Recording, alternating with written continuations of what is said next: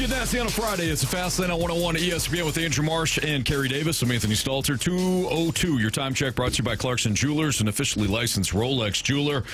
Well, the NHL Trade Deadline is officially over. It doesn't mean that more deals won't trickle in over the next 10 minutes or so, because, of course, you can let the league know that you've agreed to a deal, but things might not come out through the media until, 2:10, 2:15, 2:30 even. That probably won't be that much. So here's what we know. Brayden Schenn is headed to the New York Islanders in exchange for several selections. First rounder, a third rounder, and we don't know the prospect. There will be a prospect coming back as well. As far as we know, the Blues aren't eating any of that contract either. So if you want to start here, I think the Blues did quite well. Even though Brayden Schenn, your captain, has meant a lot to your organization. Certainly sad to see him go, but the writing has been on the wall now for, even dating back to last year when the Blues at least went to him and said, hey, if we can move you, would you be willing to move? Yeah. So Brayden Schenn heading to the Islanders in exchange for a first-round pick, a third-round pick, and a prospect. We'll keep tabs on who that prospect's going to be. According to our Blues insider, Jeremy Rutherford, he tweeted out that he doesn't think the Blues were done. Still a possibility of Faulk moving, perhaps to Detroit. Nothing is official as of right now, but it does look like Justin Faulk is headed to the Red Wings. Don't know what the compensation is right now. We'll keep tabs on that. That's it, though. So they had a deal in place to send Colton Parayko to the Sabres. He nixed that deal. They turned around today and are sending Brayden Schenn to the Islanders for picks, and they're working on a deal with the Red Wings for Justin Faulk. So we want your thoughts, your mic drops on this. This is kind of going to be not a Freedom Friday show necessarily, but certainly a show that's going to be listener driven. We want to know what you think of this, because there seems to be a wide array of opinions and thoughts on this. Some people are ticked off. They thought Doug Armstrong would do much more. Some people might be okay with this because they held on to Robert Thomas. What are your thoughts? Leave us the Scott Lee Heating Company mic drop via the Dobbs Star Notice Center's 101 ESPN mobile app. It appears Justin Faulk is going to Detroit. Okay, so we'll stay on top of the compensation. We're also gonna play the Doug Armstrong press conference at 3:00. So we'll hear the live presser with Doug Armstrong. We'll play it right here on your home of the Blues, 101 ESPN, coming at 3. Darren Dreger, first and third from Detroit for Justin Faulk. Okay. So you got multiple first-round picks in exchange for two guys that weren't going to be a part of your long-term future. Justin Faulk has one more year left on his deal. I believe Brayden Schenn has one more year left on his. Oh, he had a few more left? Yeah, 2028, I believe. Okay. So two guys, though, that weren't going to be beyond this, whatever you want to call it. I'm sick of having the conversation about rebuild, retool, whatever. You're right, Marsh. He wouldn't be a free agent for another 2 seasons after this. So whatever is not over. No, apparently not. So what are your thoughts? Carey, initial thoughts here. Not only just the trades, but just you only made two moves. We made 2 moves, and I think we all assumed that Justin Faulk would be the one player that was traded. I think a lot of us assumed that maybe Brayden Schenn would be traded as well. I wonder, you mentioned last year how they brought the information to Brayden Schenn and asked him, would he be willing to be moved? And at that time, he said no. This time, he said yes. Mm-hmm. So I wonder if that is a signal where he's saying, you know what, I've done all I can do. Like, I've given this group of men everything I have, and if it's the New York Islanders, then it's the New York Islanders. It's time for me to move on personally, because last year that was one of the things that he mentioned. Like, it was a conversation of, there are people calling about you. Are you willing to move on to a different place? And he told them no. Right. He had a lot of conviction in the group that was still there, and he was correct. that group made a run, made it to the playoffs, pushed the Winnipeg Jets to the brink of elimination, and you were right there with an opportunity to advance, but you fell short. And this time, when the same question is asked, because I do believe he had to waive his no-trade clause, I think that I read that, he said, "Nah, yeah, I'm gone." So for me, I think that that's a huge, kick for the team and the group that is still here. That the captain that said no last year, he said, "Yeah, this year." Yeah. So I wonder how that is, how that's going to all play out. Yeah, how that resonates in the locker room. Because it does mean something. We talked about leadership yesterday. We talked about being a captain. Like, you can't force captaincy on your teammates. They place it on you.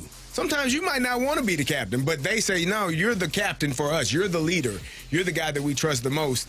And so now there's a void in that area. Now you have obviously other people who have captain tendencies and have leadership qualities, but you don't have that one guy that is the captain or the leader of that team. So I'm intrigued to see how this plays out for the rest of the year for the St. Louis Blues. And where do you go from here? Because, again, your captain, and this is no knock against Brayden Schenn at all. I was about to say. This is not me, kicking him. This is me saying, job well done, brother.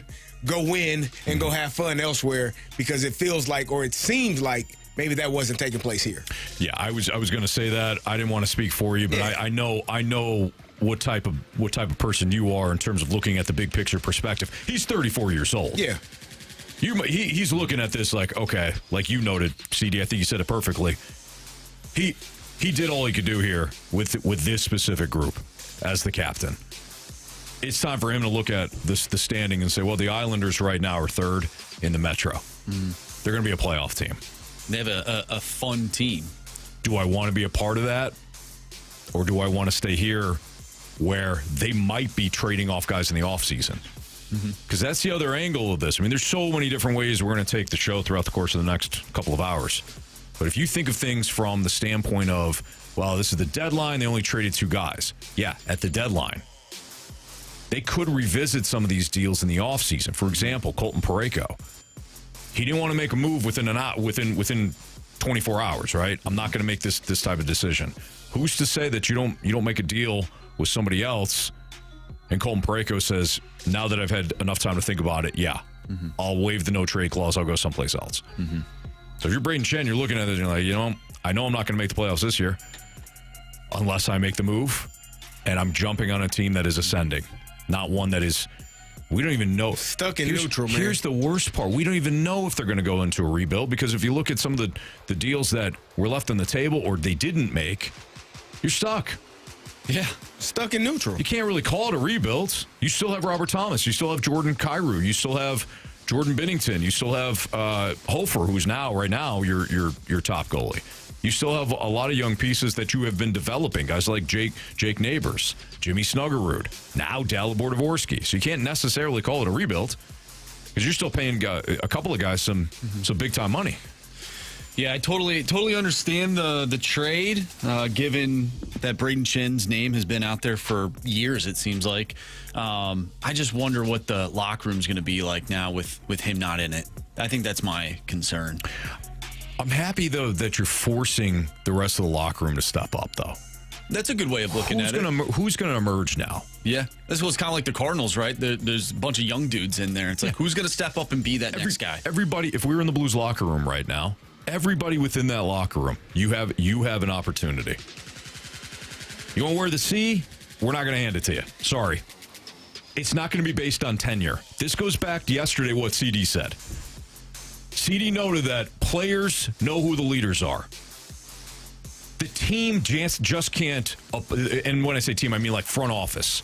The front office just can't say, hey, we want you to be the captain. Doesn't work that way. Not in a professional locker room. Where guys are making money. They come from all different walks of life. Different guys are making different salary. There's different salary ranges, different experience. The next Blues captain needs to earn it. Agreed. And earn it in terms of, like, the guys vouch for him. Like, the guys believe in him. I think I would bet that there's not a man on that team that looked at Brayden Schenn and knew that he was the guy, even without the C. See, that's the thing that people don't understand. You don't have to be named the captain or have a C on your sweater or on your jersey or any of that to be the captain. Mm-hmm. Like, it is just known. Like, amongst the group, they know. They know who it is. We know who it is. And we know who it is not. Yeah. More importantly than who it is, we know who it is not. So, for me, I think the Blues they got some work to do internally, in my opinion, in terms of figuring out how to be a better team and who is going to come out of this being the leader of that team. Which direction you're going to go. Yep. What a disappointing year. Given where this team was at the end of last year, all of the hope heading into this season, to see where they're at right now, it's extremely disappointing, and I have no idea what this team is going to look like in the future. I don't think anybody does. Maybe even Doug Armstrong. Which is wild to say. At least with the Cardinals, I have an idea of what they're going to do. Now, they might be bad, but I have an idea of what they're doing. Yeah. We don't know with the Blues, and I think that's scary. Boy, how quickly things have changed in that regard with the Blues and the Cardinals, who we can't help to compare. But high expectations coming into this season, uncertainty among the Cardinals, and within just a few short months, the uncertainty now is with the Blues, whereas the Cardinals okay, like you said, it's going to be a rough year, but there's a direction here. They're building in a very specific way. All right, just to update you, Justin Faulk has been traded to Detroit. Jeremy Rutherford, our Blues insider with The Athletic, confirming that. Confirmed package in return, first and third round picks. And Darren Dreger was the first to report that. So Justin Faulk to Detroit for a first and a third. Brayden Schenn to the Islanders for a first, a third, and prospects. Or a prospect, I should say. We don't know what the prospect is, though. Jeremy Rutherford just posted on X. If my phone would stop being goofy here. He said, following the deals for Schenn and Faulk, the Blues are done for the day. Okay. Which makes sense. It's 15 minutes after 2. Yep. So there you go. That's the Blues trade deadline. They dealt 2 guys, attempted to deal 3, if you go back to Parayko. Wound up making moves for 2. The Scott Lee Heating Company mic drop feature is in your 101 ESPN app. That's powered by Dobbs Tire and Auto Centers. Leave us a mic drop. What are your thoughts? You say anything. Talk about, don't swear, but you know what I mean. Talk about what your thoughts are on the Blues trade deadline. What your feelings are. Did they not do enough? Are you happy that certain guys stayed? Leave us a mic drop. This is from Elliot Friedman, Brayden Schenn from St. Louis for Jonathan Drouin, 2026 first-round pick, which is Colorado's, because the Islanders have multiple picks, and a third, and Marcus Gidloff, if I'm saying that correctly.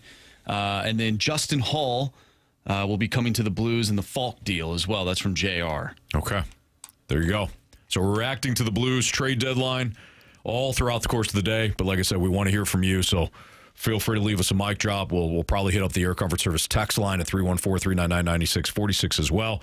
More on the Blues, including, JR posted a tweet from Doug Armstrong earlier today when there was a lot of inactivity for the Blues. This is before the Schenn deal. This is before the Faulk deal. The Blues did not make a ton of moves. Could we go back to this specific quote by Doug Armstrong earlier in the offseason as a reason why? We'll get to it next on 101 ESPN.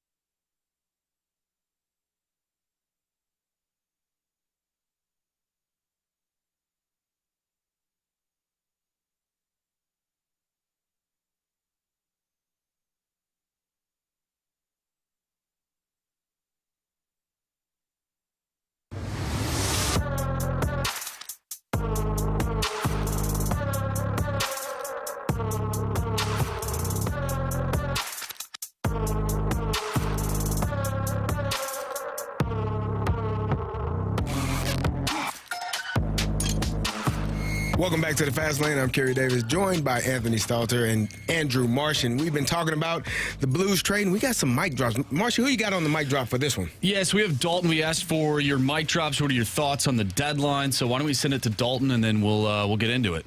Hey, guys. I feel that Brayden Schenn saw his value in his trade. He's in New York now. He's getting draft picks back and prospect. He's closer to his brother, which is always what he wanted. Wasn't too happy about the Parayko denying trade. I know he has that right to do it, but I wish he saw his value in his trade as well. And yeah, I know Buffalo's not the greatest place, but you know, it's for the future of us and his future. He's going to a playoff team. I mean, that'd be good for anybody. Again, I get it why he didn't want to be traded and everything like that. This year, Doug Armstrong, I think he failed us again with trades. He could have got something back for a few other players, I think, but just trading Schenn and Faulk, I think is, it's not as pretty as it is, as what we wanted and everything like that. But I honestly think Doug Armstrong could have done a lot better this year. All right, so that was Dalton who left us a mic drop. Again, if you want to participate, the Aircraft Service text line is 314-399-9646. Scotty Heating Company mic drop feature is via the 101 ESPN Dobbs Tower Center's mobile app, so you can do so just like Dalton did and leave us a mic drop. I want to say, because Dalton kind of alluded to it, I guess, some people, and on the text line, they feel like Army didn't do enough. Oh, you got to trade these guys. Well, he tried. I'm sure there were attempts to trade some of the other players, but they have no trade clauses. And this is the conversation that we've been having, I feel like, for months now. Like, everyone wants you to trade. Oh, you trade Robert Thomas, trade Jordan Carey, trade him.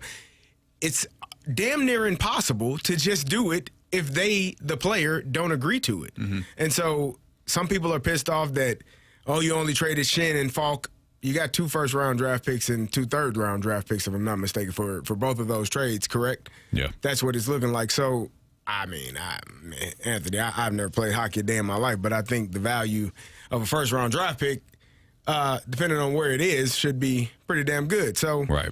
I think that the level of frustration for Army right now, and if you want to be frustrated that he gave out the no trade clauses. Don't be frustrated that he was unable to trade people at this trade deadline, because he literally tried to trade one, and that player said, no, thank you, I ain't going nowhere. 100%. And we're getting a little ahead of ourselves here because we were going to talk about this, but this is going to be one of those shows where it's a bunch of moving pieces, okay? But since we're talking about it, and I will get to the quote that Army said and all that, will pay off that tease, but if you're somebody that's ticked off because Army didn't do enough, fine, fair. But my question is this. If Army took less for deals in whether it was Robert Thomas or Jordan Binnington or whoever, would you have been happy? Hell no. Because here's probably what happened. He took the calls, he made the calls, and he didn't love the compensation for certain players. Clearly, he liked the compensation for Colton Parayko because that deal was going to, as we know, that deal was going to be completed had Parayko waived the no-trade clause. And everybody seemed to like that deal for the most part. Unless you're a big fan favorite of Colton Parayko and you just don't want to see him moved, you're okay with that deal. But if Army made a bunch of moves just to have a bunch of action, and he took less than what he could have gotten, normally for those guys, would you have been happy? If you're being honest and you get past the emotion of things, Marsh, I don't think you would have been happy. Not you specifically, but the Blues fans I'm talking to. I think they got a pretty decent deal for the players that they got rid of. Exactly.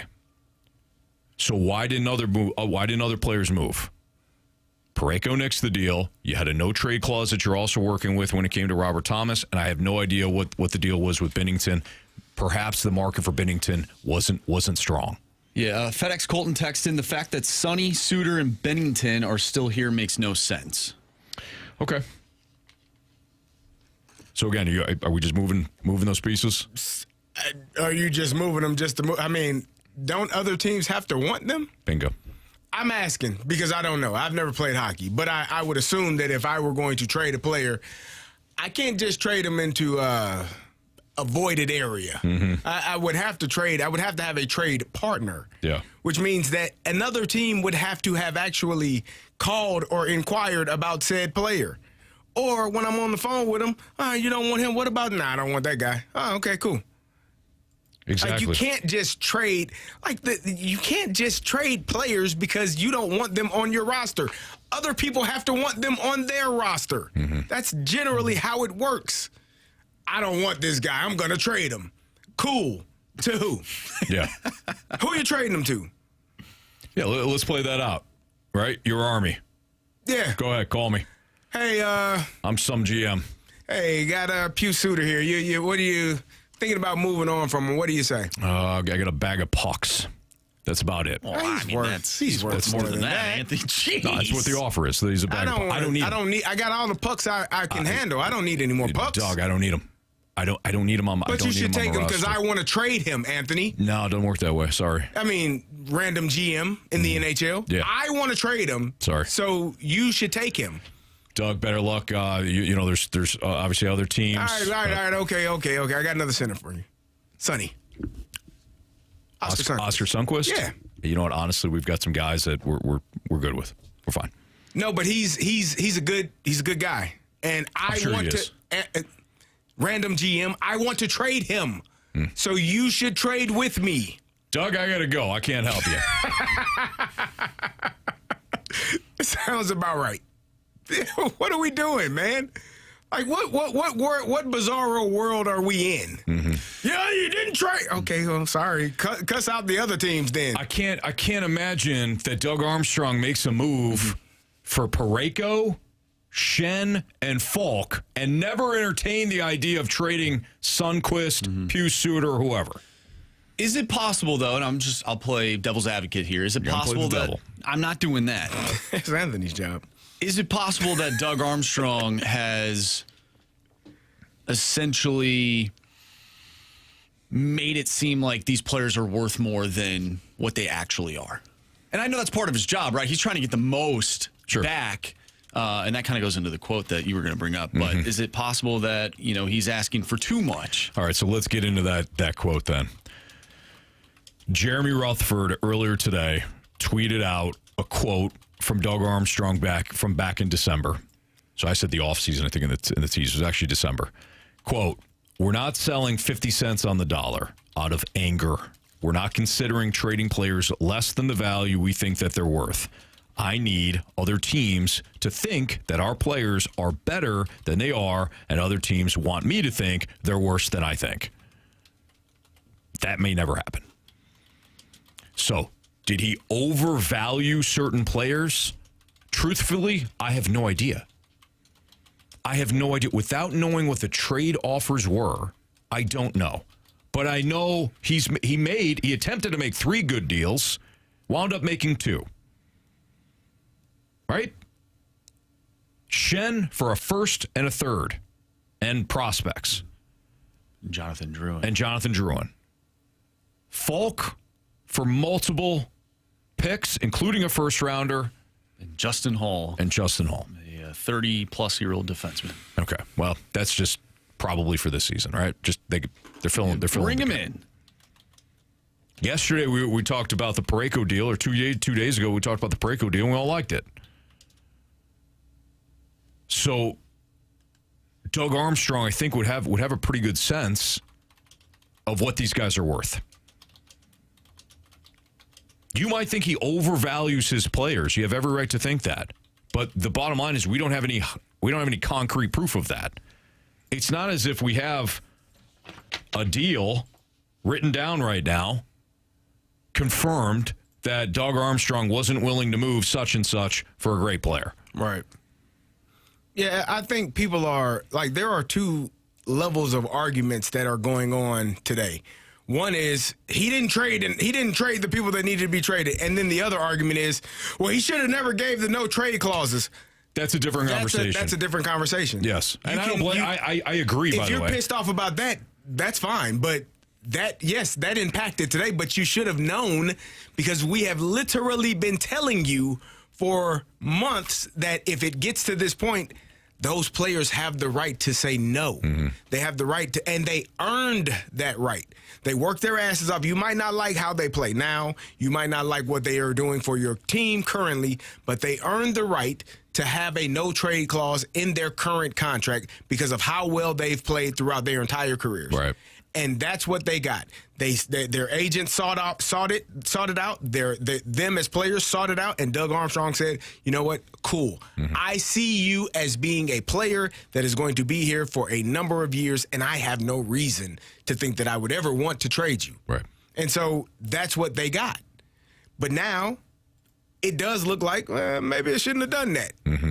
But you can't do anything about it today. Right. Like what you have now and where this team is, deal with it. If you're either Robert Thomas, Jordan Kyrou, Pavel Buchnevich, Jordan Bennington, all of the names that you felt like were on the trade block, either they are going to play their asses off or they're going to stink and continue, or just be in neutral like they have been pretty much the entire season. Mm-hmm. There's not a thing that anyone can do because they're going to be on the roster. Right. So it is what it is. It's unfortunate if you were one of the people that wanted them to be moved, but they earned the right to not be moved. Now, hope they play better or quit complaining. Maybe they'll win their third game in a row. They take on the Sharks tonight, Anthony. There you have it. Not Anthony Sharks. They're not my Sharks. They are. All right, it's Fastlane on 101 ESPN. Yep, 8 o'clock tonight, pregame, 9 o'clock, puck drop.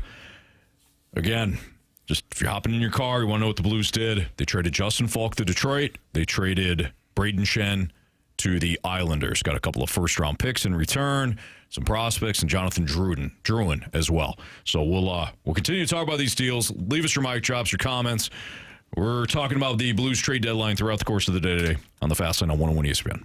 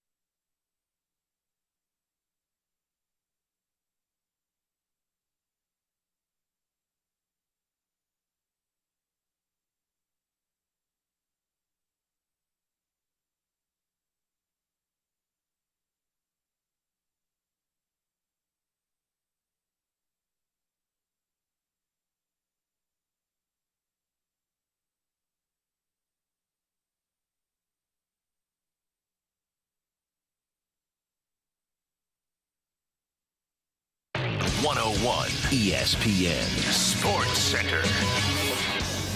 I'm Andrew Marsh. It's time for a Sports Center update brought to you by Saliga Heating and Cooling.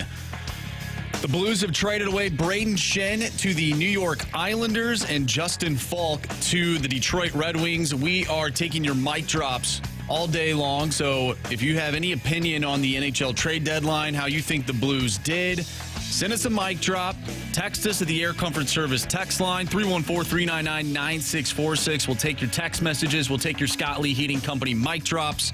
We'll also have Doug Armstrong's press conference. He'll address the media at 3 o'clock, so we'll play that for you. And, of course, the Blues have a game tonight. They take on the San Jose Sharks. Of course, you can listen to that game right here on 101 ESPN. Pregame starts at 8. Puck drop is at 9. I'm Andrew Marsh, and the Sports Center update is brought to you by Saliga Heating and Cooling, a Daikin heating and air conditioning dealer.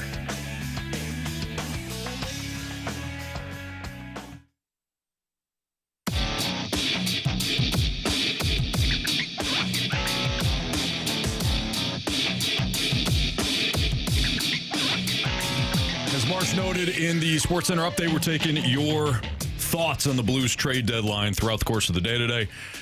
So why don't we jump right to a mic drop? Here's Joe, who left us his thoughts when we asked for him, again, about the Blues trade deadline. And you can kind of take this. If you're leaving us a Scott Lee Heating Company mic drop, you can take it which way you want to go. So here's Joe.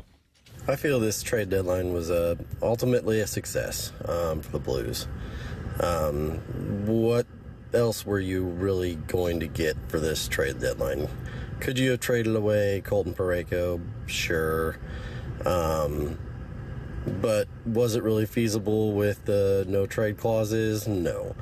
I think that too many fans have their expectations in the clouds, and I think a lot of St. Louis sports fans are maybe a little too bitter because of what they've experienced with the Cardinals and with John Mozeliak. I think it carries over to the Blues, and I think they get a little too frustrated with Doug Armstrong and forget about how good that he has been in the past. Yes, has the Pietrangelo situation also been a thing with him? Sure. But we got to be realistic, guys. What all were we expecting from this trade deadline? I think he nailed it. You got a first and a third from an aging player in Schenn and a first and a third and an aging player in Faulk. And you got players in return that are going to help the club. Yeah, great mic drop. I don't think he's wrong in thinking about the frustrations and how certain St. Louis fans, sports fans, have gotten there. I will also add certain fans are also squarely ticked off about Doug Armstrong or at him. They're ticked off at him, and for them, it doesn't have anything to do with the Cardinals. I think the frustration levels have been ramping up here with Doug Armstrong. Why? It's pretty simple. The expectations have not been met, and when you, as a human being, have certain expectations and they are not met, there's an emotional component to that. Mm-hmm. You came into this season thinking you were going to build off of what you did against Winnipeg. I don't fault you for having those expectations. I put my hand up right now, literally put my hand up. I had the same expectations. But, Carey, what did you say yesterday about new information? Yeah, when you get new information, you're allowed to change your opinion or your thought about something. We got new information. Unfortunately, that information was one big crap sandwich. That's awful. Team did not play well at the start of the season, and it carried through, and now you're sitting there at the trade deadline, and you have to make a decision if you're Doug Armstrong on whether or not you break it up a little, you break it up as much as you can, or you don't break it up and you continue to tinker.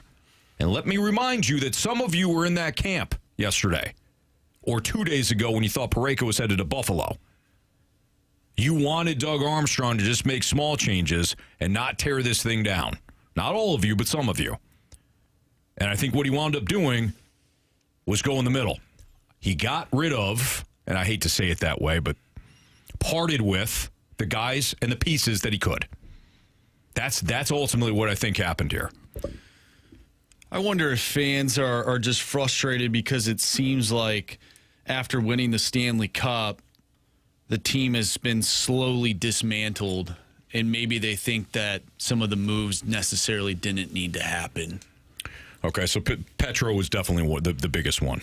What else? And just over the years, I know a lot of fans wanted to keep David Perron. Maybe you don't end up getting rid of Barbashev or O'Reilly, and you just keep going with those guys instead of putting all your eggs in the basket of Kyrou and Robert Thomas. And clearly that didn't work. But I just wonder if that is where the frustration is, where it's been building over time, and then you have a move like the offer sheets, of course, that sort of bring you back in, and then you have a run like last year that bring you back in. But I just wonder if this is a thing that has been building over time, and they're just kind of sick of it because the team ultimately hasn't gone anywhere. All right, so I'm going to speak to that based on how I view things in terms of you won, now what do you do? To me, I'm never going to fault a general manager or president in any sport that decides that he may have to part with guys that help win. Here's the reason for that. You can just as easily become the Philadelphia Phillies, handing out a bunch of contracts to guys that absolutely deserved it and absolutely helped you win, and have it bite you. And you still have to do a rebuild. You can run it back, but there are consequences too, or risk involved with that, trying to run it back. Here's another example, and here's probably a better example of that. Does everybody remember what happened after the Blues got past, I believe it was the Blackhawks, then the Stars? Yeah, in 2016. And then lost to the Sharks? Yes. Everybody remember what happened after that? They went to the playoffs again. Off-season. Oh, in the off-season. Yeah. What was that? David Backes wasn't back. And Troy Brower. Mm-hmm. And I remember being on these airwaves, different time slot, but these airwaves, and people were pissed. How could you not bring back David Backes and or Troy Brower after they just helped you do what you did? Mm-hmm. And neither player was worth the contract. No knock on David Backes, who we all love. Mm-hmm. And Troy Brower gave us at least one massive moment as a Blue. But neither player was worth the contract in the end. It goes both ways, guys. Mm-hmm. The Petro thing wound up being inexcusable. Nobody can defend that. Let him walk because he didn't want to give him the no movement. And it wound up biting him because we know there was a domino effect. There was a ripple effect that happened with that.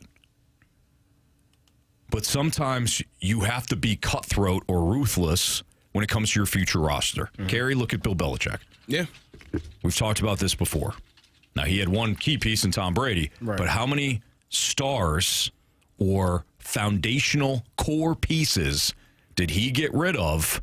What, because he operated in it's better to move on 1 year too early than 1 year too late. Yeah, I think, and the other part of it is, I think this isn't like the 80s basketball, 80s, like your favorite players, like it's rare.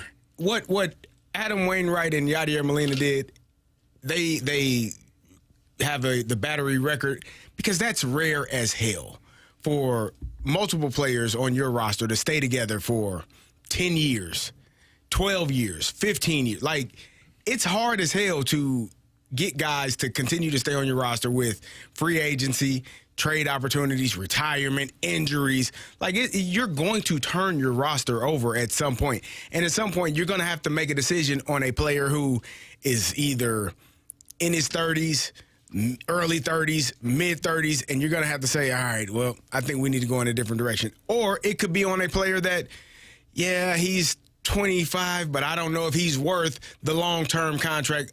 We're going to have to go in a different direction. Those conversations and those decisions are made every single year as you're looking at your current roster and figuring out what is the best way to go. Can we get the production that we're getting from this player in another player, or maybe in a couple of other players for less money than what we would have to pay this particular player. That conversation every single offseason is taking place, and sometimes you miss. Hopefully you don't miss that often, but sometimes you miss on a player. But if you hit more often than you miss, then I don't know that we can weigh so heavily on the one miss or the one or two misses in comparison to actually hitting on the ones that we actually get right, which is essentially what you were talking about when you're looking at a couple of other players and saying those two were correct. Right. I also wonder if fans are a little bummed because there were the reports about what a Robert Thomas could bring back, what Jordan Kyrou could bring back. Obviously, we know what Colton Parayko could have brought back, and there's a sense of FOMO. We're like, oh, man, if those three guys are moved, now we have a clear direction of where this team is going. Sure. And then you move Schenn, you move Faulk, and those deals did go through. And then you have a better sense of where the team is at. But because those other three or whatever deal was out there, those didn't happen, we're like, oh, man, what could have been? Sure. Right? What could have been? Now I'm bummed because now the team still is what they are. And I still have no clue what direction or what they're going to look like in a few years. Absolutely, yeah. Now that I could understand. Your expectations were the things were going to get broken up, and you're left with the question of now what. I get it, because we don't know what the now what is. Do we not? Well, in terms of like, what's the off season? Yeah, we just have to wait for the summer. What's the off season going to bring? Yeah, it could bring the same thing. Good. Does the no trade clause go away in the summertime? No, sir. Okay. Not for most. All right. What's trending is next in the Fast Lane on 101 ESPN.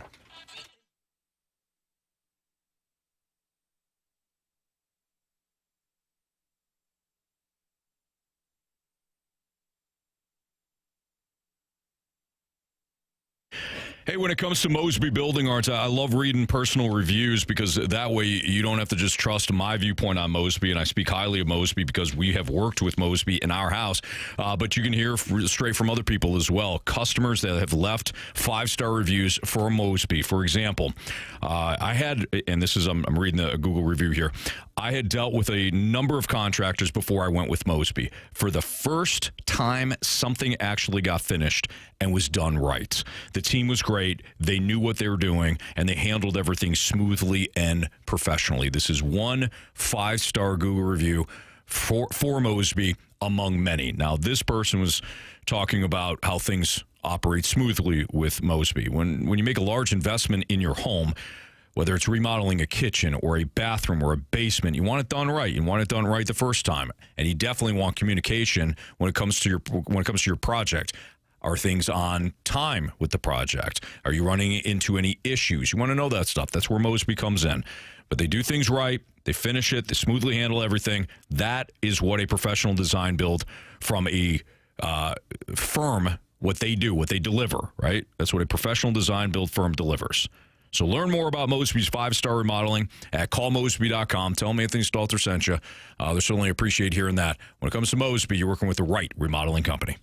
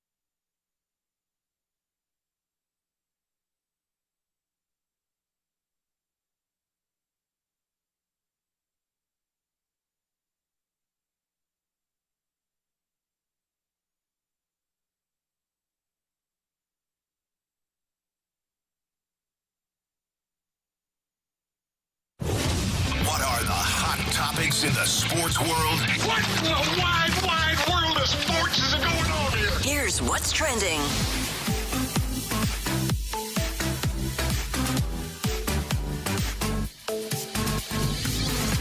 Welcome back to the Fast Lane here on 101 ESPN with Anthony Stalter and Carey Davis. I'm Andrew Marsh, and it is time for What's Trending. I want to keep the NHL Trade Deadline discussion going. And obviously, Brayden Schenn has been moved. Justin Faulk has been moved, and Colton Parayko was one of the players that the Blues tried to move, and he shot that down. My question for you, Anthony, moving forward, do you think the Blues will have a culture problem? Depends on. I know culture is one of those buzzwords that we talked about the other week, and people get annoyed by it. But I mean, there's not a ton of veterans left. Well, let me first throw out the qualifier, okay? Let me throw out the qualifier, because it is. I do mean it. None of us are in that locker room. No, none of us know the dynamics between the players, the coaches, the front office. None of us know that. You have to be on the team, participating at practice every day to understand what the culture is like within the building. So, full qualifier on that. I do not want to be one of these guys that, I mean, I'll speak out my rear end on other things, Carey, don't get me wrong, but I'm not going to speak out my rear end on this. I don't know what the chemistry and the culture is like. Only the players can answer to that. What I do see, though, from just a results standpoint, and I mentioned this yesterday, it does feel as though the Blues have a collection of talent, but they're not a team. There's a huge difference. And I think that's why people get caught up in, why would you, I heard BK say it earlier. He made a fantastic point. He said, why would you trade some of the key pieces that you know go into successful hockey teams, including a center, a top-line center? But the bottom line is, even if that talent is there and on the roster, doesn't mean you have a team. And that's what I'm seeing. So you asked about the culture. Now that Brayden Schenn is gone, I don't know. Mm-hmm. It depends on who's willing to step up and who's still around beyond this season. Is that how you view it too, Carey? I think that, yeah. I think you can have a lot of really talented players, as you said, but they don't work together collectively well. Yeah. And then you're not going to win at the rate that you need to win. Mm-hmm. Like we're not in there. Right? We're not in the locker room, but anybody with eyes can say something ain't right. Right. Like, you're watching a team that this year has not won 3 games in a row yet. You're looking at a team. I did this the other day. I think it was 2 teams. I think it was the Rangers, the Devils, and the Blues as the only teams in the NHL without at least one 20-goal scorer. Like, I think it was I know the Devils were on that list, and I think it was the Rangers as well.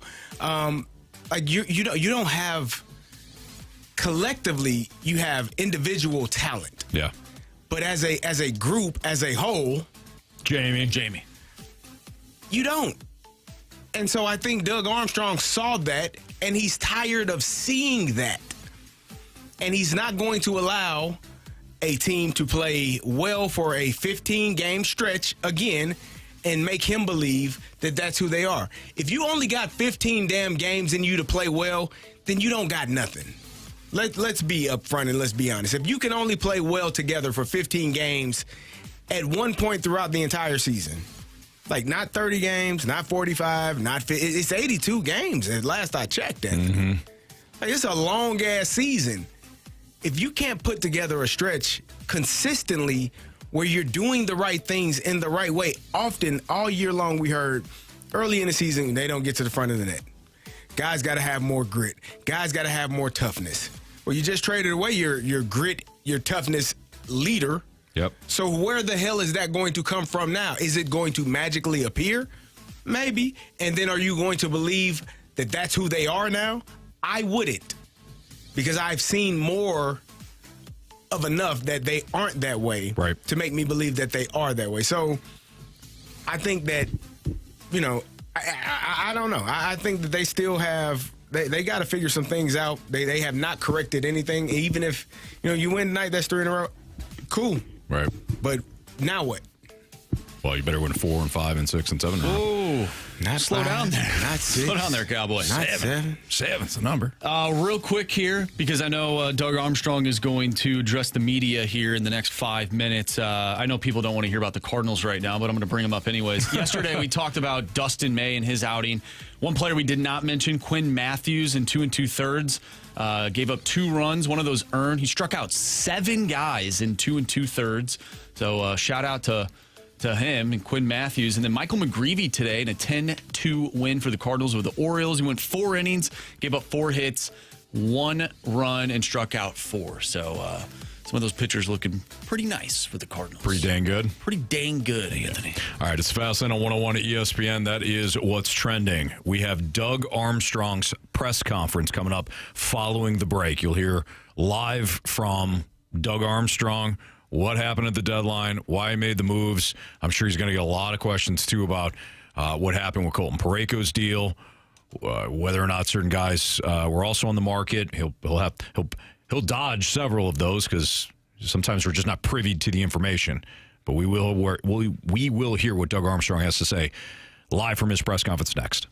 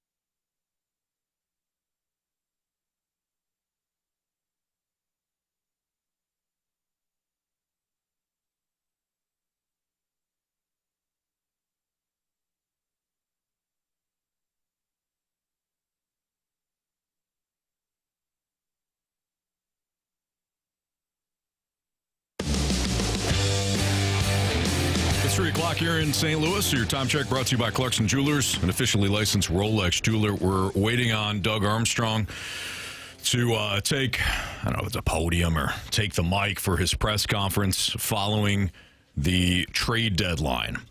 If you're just hopping in your car, and by the way, I may have to quickly jump to the press conference, so sorry if I cut myself off here, but the Blues have acquired first and third round picks in 2026 from the Detroit Red Wings in exchange for defenseman Justin Faulk. Justin Hall was also acquired, and Dmitry Buchlikov is also Thank you. Coming in that deal. So the Blues sent Justin Faulk to the Red Wings, and they sent Brayden Schenn to the Islanders in a couple of draft picks, first-round pick, third-round pick, as well as Jonathan Drouin. So now we're waiting to hear from Doug Armstrong on when he'll on what kind of went behind the scenes in all this. Provide as much as he can. Probably won't get any information on any other players that were potentially traded. No. At least you're not going to get the full thought process here. What if he talks about the Colton Parayko, how that whole ordeal went down, that deal went down, or didn't go down, I should say. I highly doubt he's going to get into that too. Parayko playing tonight? They didn't have the morning skate. They canceled the morning skate, so we don't know. We don't know. Other deals around the National Hockey League. It was really quiet. A couple of the deals got nixed, as we know, but there wasn't really any big time movement. The Blackhawks got Derek Polite from the Rangers. Rangers got Aiden Thompson. Let's see here. Blues fan favorite Nazem Kadri heading back to the Colorado Avalanche. Okay. Also had, Corey Perry heading to Tampa Bay in exchange for a 2028 second-round pick. John Carlson was acquired by the Ducks for a conditional 2026 first-round pick and a 2027 third-round pick. Connor Garland was acquired by the Blue Jackets in exchange for third-round pick and 2028 second-round pick. The Red Wings reacquired David Perron for a fourth-round pick. That's conditional. Stars acquired Michael Bunting from the Nashville Predators in exchange for a 2026 third-round pick. I mean, these are all just kind of smaller deals. No real big names. I think I asked, was it JR or Curbs? I think I asked one of them the other day if they thought it would be some big names moved as it has been in the last few years, but no, nothing. Nope. Man, maybe that has to do with the number of no trade clauses, because what happens, like the Blues players, obviously you got 4 or 5 guys that got no trade clauses. That the agents represent more than just Blues players. They represent different players around the league. That tends to be something that players want when they're, signing those long-term deals. Sure. Yeah, okay, cool. I'm going to be here for how long? Money's fully guaranteed? Yeah, I don't want to trade. I don't want to be traded unless I choose to be traded. And so that could be potentially part of some of the issues or some of the lack of big trades that have been taking place. Right. Just got a little email here. Doug Armstrong's availability will be delayed by approximately 15 minutes, so the conference will not begin till it will be 3:15 our time. All right. So what we'll do is we'll Bet take the board. We could. Why don't we? I mean, we don't need to go to break right now. We can bet the board, Anthony. I mean, we could bet the board, Anthony. Marsh, is that what you? We could bet the board, Anthony. I don't know if I'm prepared, to be honest with you. Neither am I, but we can bet the board, Anthony. Nah, let's not do that. I want to be prepared. Come on, man. We could still screw over Jamie. Prepared. We could still screw over Jamie. Shameful. So we'll take this up till we'll take this for another 5 or 6 minutes or so, and then we'll break. So we're on time for 3:15. But another deal: the Mammoth acquired Mackenzie Weegar from the Flames, who got Ali Mata and a couple of picks in return. Marsh, you follow the National Hockey League as close as anyone. Are you surprised that more big deals didn't go down? I mean, not really, I guess. I mean, you look at the 3 best teams in the league. I wonder if teams are like, I don't know if we can really compete with the guys in the Central Division. Mm-hmm. I don't know. I mean, there's some names that are like, I'm sure they'll make an impact on their new team. Don't get me wrong. But, I mean, it's going to be tough competing with the Colorado Avalanche, the Dallas Stars, the Minnesota Wild. We got to remember. I think the biggest trade of the year came earlier in the season with Quinn Hughes. Mm-hmm. That wasn't a deadline deal, but that was a blockbuster trade. Sure, it just didn't happen at the deadline. Right. So if we want to say, not a huge name. I mean, that was a huge name. It just occurred at a different time in the season. So what you're saying is, based on like how the teams necessarily can't compete with the Avalanche, they're not even trying. Like teams aren't trying. I don't know about that. Teams aren't trying? They're trying. Teams aren't obviously trying. acquiring players. They're saying, you know what? Colorado, too good. Dallas, too good. I mean, that could happen. Tampa Bay, Carolina, too good. We're not going to try. That's what Marsh said. We're not interested in trying. What type of world are we living in? Anthony Stalter wouldn't live in that world. Hell no. Anthony Stalter wants the competition. Yes. The Anthony Stalter I know wants to compete, not the easy way out. No. You know what I mean? You may have to think about it for a second. Yeah, but I know him. He's going to return to center, just like Carey Davis. There's no doubt about it. Hard work. Yes, sir. All right, so again, we're heading into another break here in a little bit, and then we're gonna, on the other side, Doug Armstrong is going to talk to the media. The Blues just released an email saying that he's delayed a little bit. If you're just joining us, the Blues sent Brayden Schenn to the Islanders for first and third round picks, as well as Jonathan Drouin. So Jonathan Drouin, a 2026 first-round pick, a third-round pick, and a 6'7" Swedish goalie prospect named Marcus Gidloff to the Blues. So here's the full compensation for Brayden Schenn. The Islanders sent veteran forward Jonathan Drouin, a 2026 first-round pick, a third-round pick, and 6'7" Swedish goalie prospect Marcus Gidloff to the Blues. This dude's 6'7". He's going to be in net. Wow. That's a large human being. It should be easier to stop the puck when you're that big. You would think, but if you can't move, I don't think you got to move. That frozen piece of rock is coming in pretty hot. I've always wondered why not. Like you should get like Haloti Nada size goalie, like somebody that is wide, tall, just big as all can be. Right? You don't got to move, Anthony. You cover up the damn whole net. Am I wrong? Am I wrong? Can I tell you a story? Yeah, please. So our guy Chris Duncan, the late great Dunk, he had a similar thought. Why not just put somebody in there that's just massive, Huge right? human being. Massive. And he was red hot on this thought.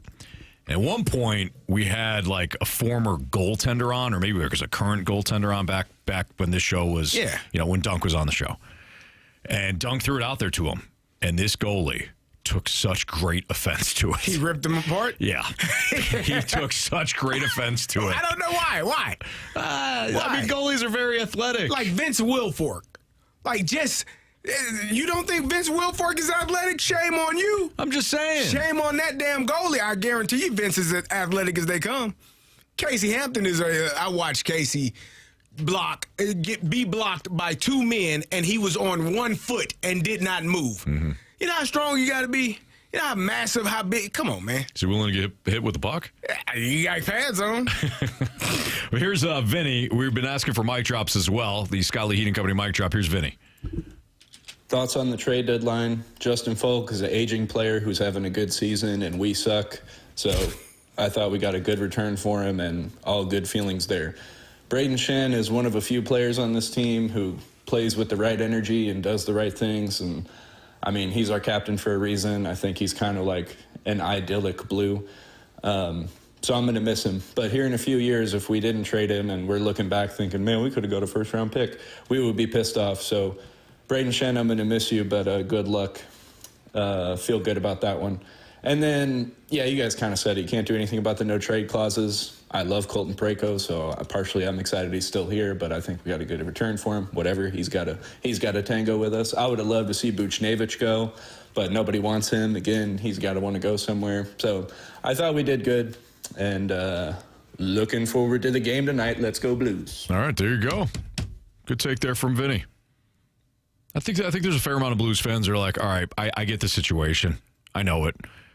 Brayden Schenn, you appreciate him.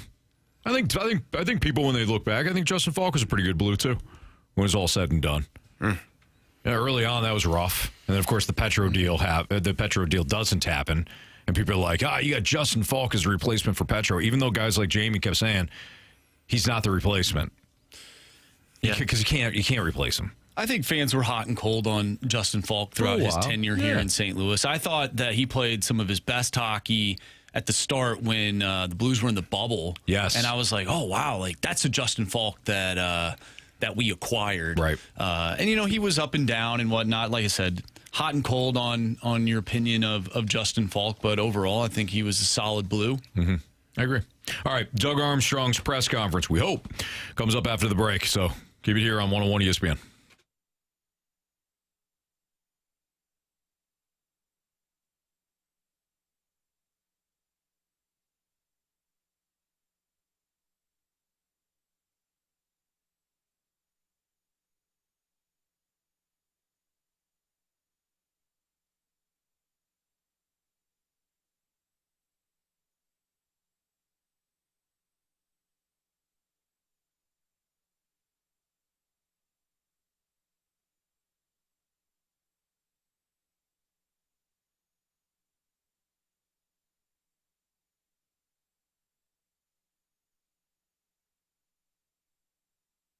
Well, I've been telling you for weeks how fun the Missouri Valley Conference tournament was going to be, and already there has been a massive upset. Drake hands number 1 seeded Belmont a 179 loss today. Belmont, rough defense coming into the tournament, but you thought the offense was going to be fine, and Drake wins it. So the Missouri Valley Conference is going on through Sunday. You haven't missed out on all your chances to get out to the Enterprise Center. But the State Farm Missouri Valley Conference Men's Basketball Championship, Arch Madness, is a St. Louis tradition, one that a lot of people have enjoyed, including myself, over the last 36 years here, and not that I went to the Enterprise Center for all 36, but 36 years right here in Missouri.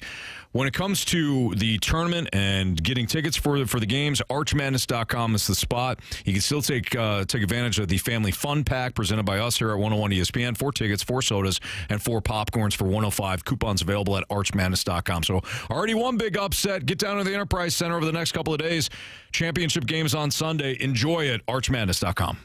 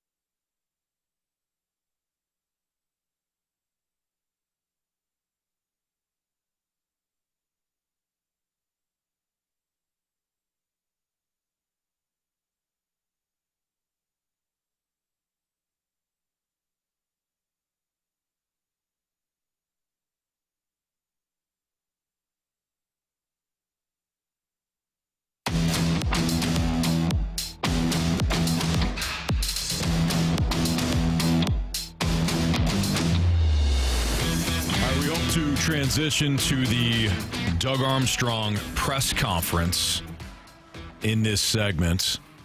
Don't know what's going on. Don't know what the holdup is. It is interesting, though. We did get an email from the Blues following the or announcing the Justin Faulk trade.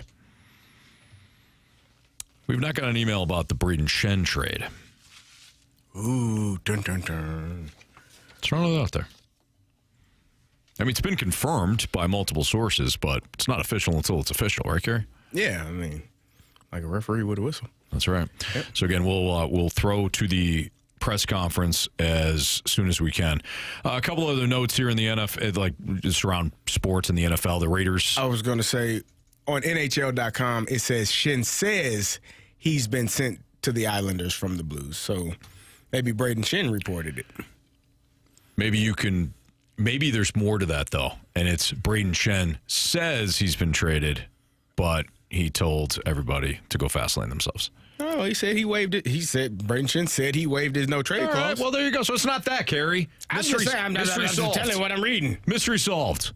You feel want better? Me to read it? Want me to read it for you? No. No, I'm going to read you what he says is on NHL.com. Let me read it, damn it. All right, read it. Thank you. The Blues were sitting in 30th or 31st place in the league. Schenn said they want to go younger and rebuild a different way. You're one of the guys who got called to ask to waive and get to move. That's kind of how it all shook out.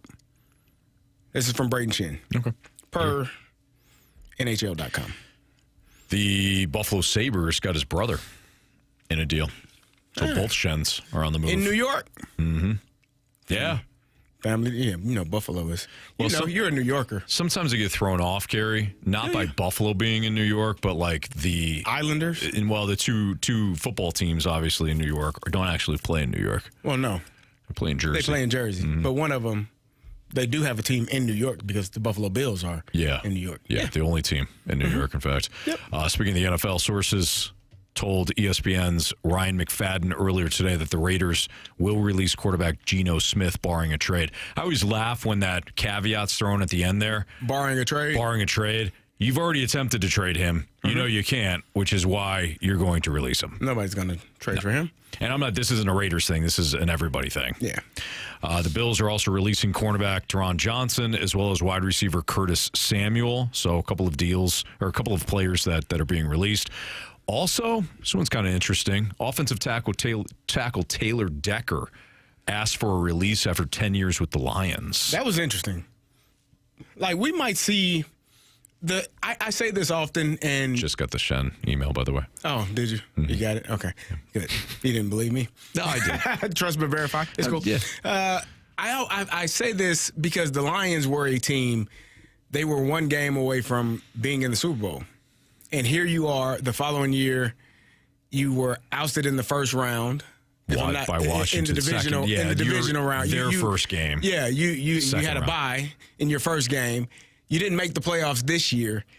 You're losing play. David Montgomery is gone. Taylor Decker says, I want out. Like, your offensive and defensive coordinator have left. Like, it is vital. It is so damn important when you have that opportunity, that window of winning opportunity, to capitalize off of it. Because if you do not, there's no damn guarantee that you will be back. The notion that, we got time. No, you don't.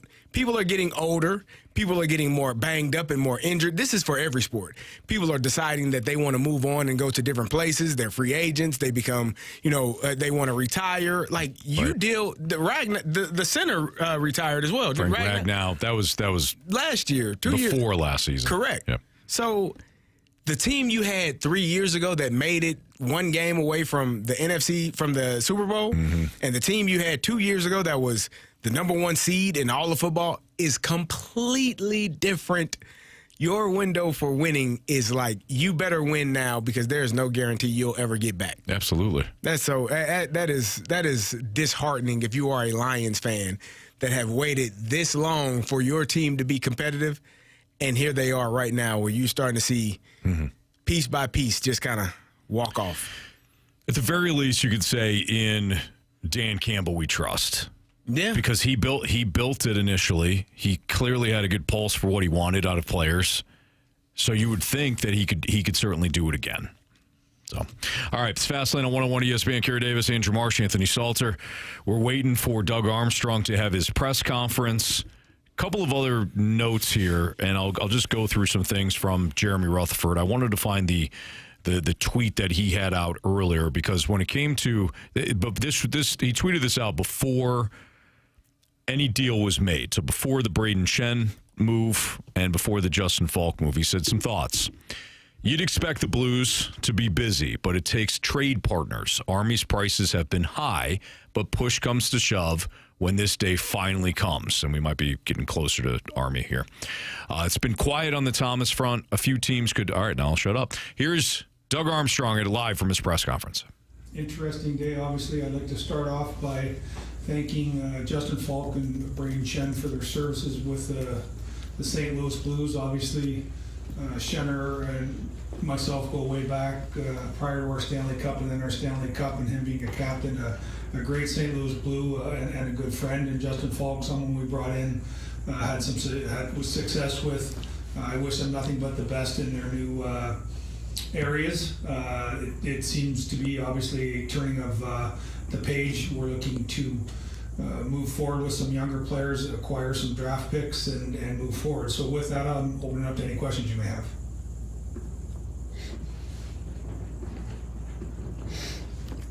Doug, just broadly speaking, how would you describe the direction of your team now? Are you back where you were a couple of years ago, or are you kind of looking at a bigger rebuild? Yeah, I would say that we're excited where we're at. Obviously, we now have Broberg and Holloway in there with Hofer and Neighbors, and we have some younger players that we're going to start to continue to build around. We've added a lot of draft picks over the last 3 seasons, first-round picks. So we're in a good spot. We've moved out veteran players, obviously, to create space, create opportunity. We were functioning on a retool. I wouldn't say this is a rebuild in the sense that we don't have quality players that are going to compete, but we no longer have that veteran presence that we maybe had 5 hours ago. Doug, along those sorry, guys. How do you look some sort of was it just difficult to tell because you know players are going to want to how they're going to grow and play together? Yeah, I didn't hear that question. Can you do it again, maybe a little slower? Yeah, I'm sorry.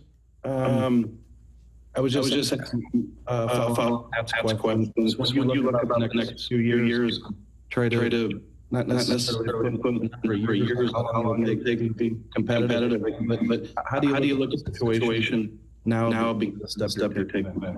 I think we're in a good spot. As I said, I think we have some good young players that are taking bigger roles. They were taking bigger roles regardless of who was here now. Mayu coming in, I see his growth. I've seen the growth of Broberg from last year to this year to moving forward. Holloway has had a up and down season, a lot due to injury.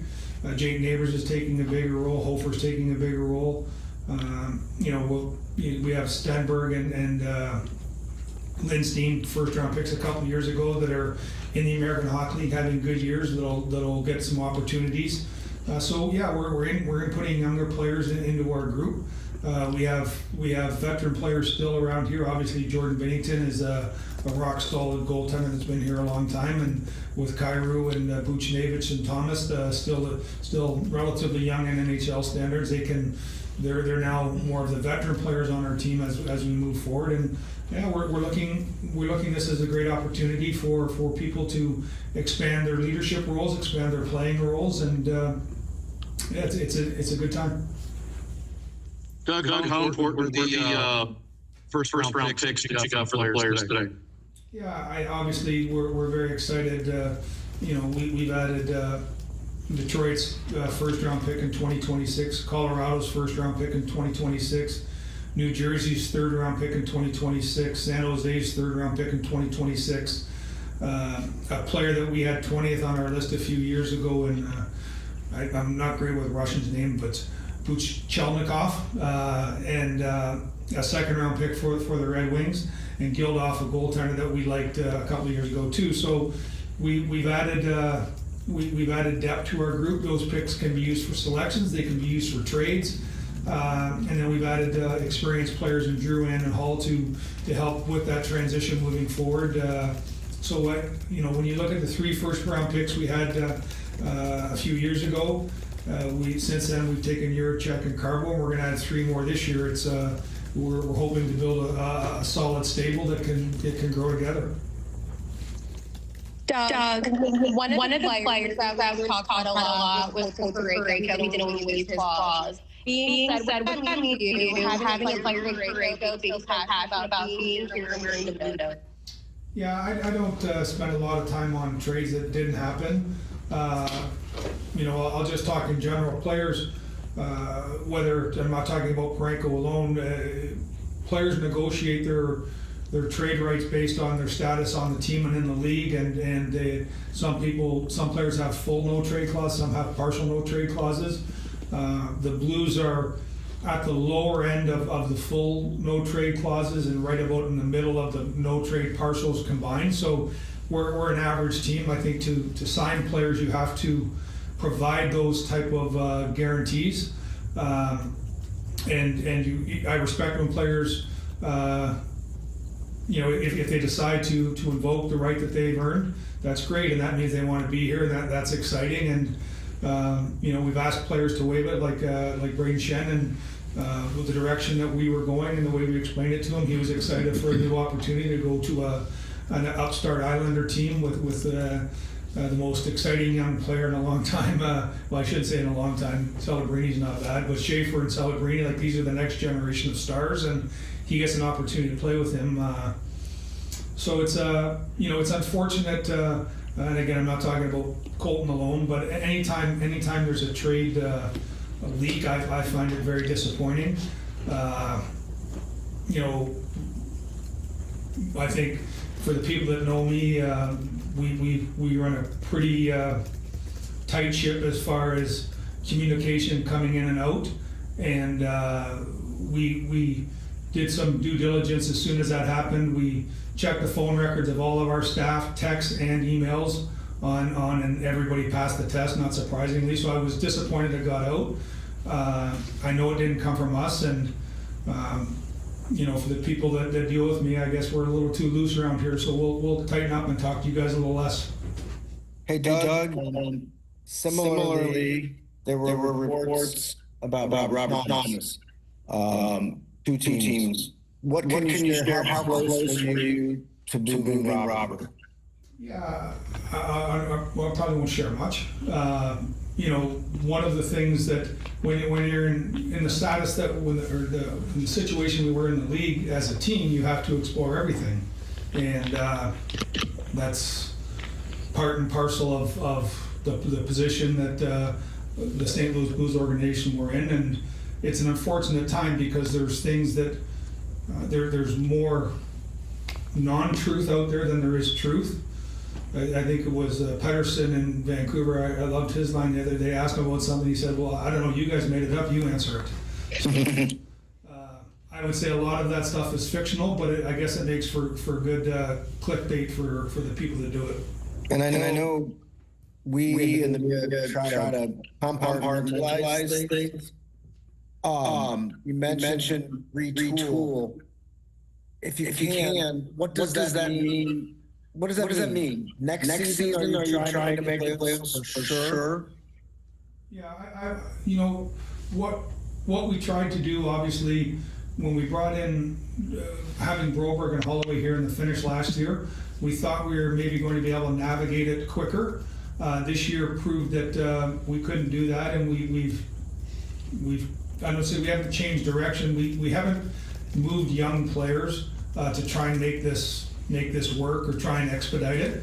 We've stayed consistent, and now we've taken another step today by bringing in first-round picks, third-round picks, young drafted players that are going to fit into an age bracket. So obviously, going into the season, I was hoping this was going to be a very smooth sail for my last year as a manager. We would be competing in a playoff spot and jockeying and adding players. It didn't work that way, so we reacted to the reality of where we are as an organization. Doug, in the last 3 months, what have you learned about the value of your players on the trade market?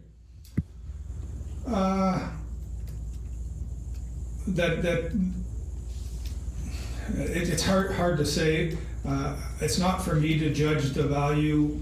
You guys will judge if you think that we got proper value for the players that we traded. I hold them in high standard, and I believe the return we got represents who they are and what they do in the NHL. And trades that may or may not happen for whatever reason, I think if those returns that were widely reported over the last 12 hours were accurate, it represents fair value. So I think that we value our players to a standard that other teams in the league agree with, or else we wouldn't have made trades.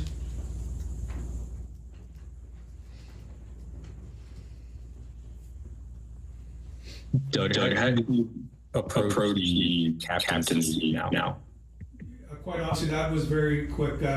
I'll sit with Alex and Monty on this. I assume we'll just run the rest of the year out and deal with that over the summer. We're down to a finite number of games, and but I'll sit with Alex and Jim on that. I think that's something that obviously they have to have a massive say in. It's nothing, quite honestly, that needs to be addressed in the near future.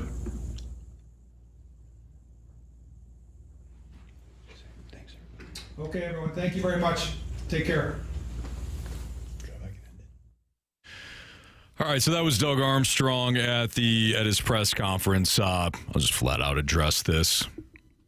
That audio issue, not on our end, but we do apologize because we played it. So, not ideal, Marsh. Not ideal.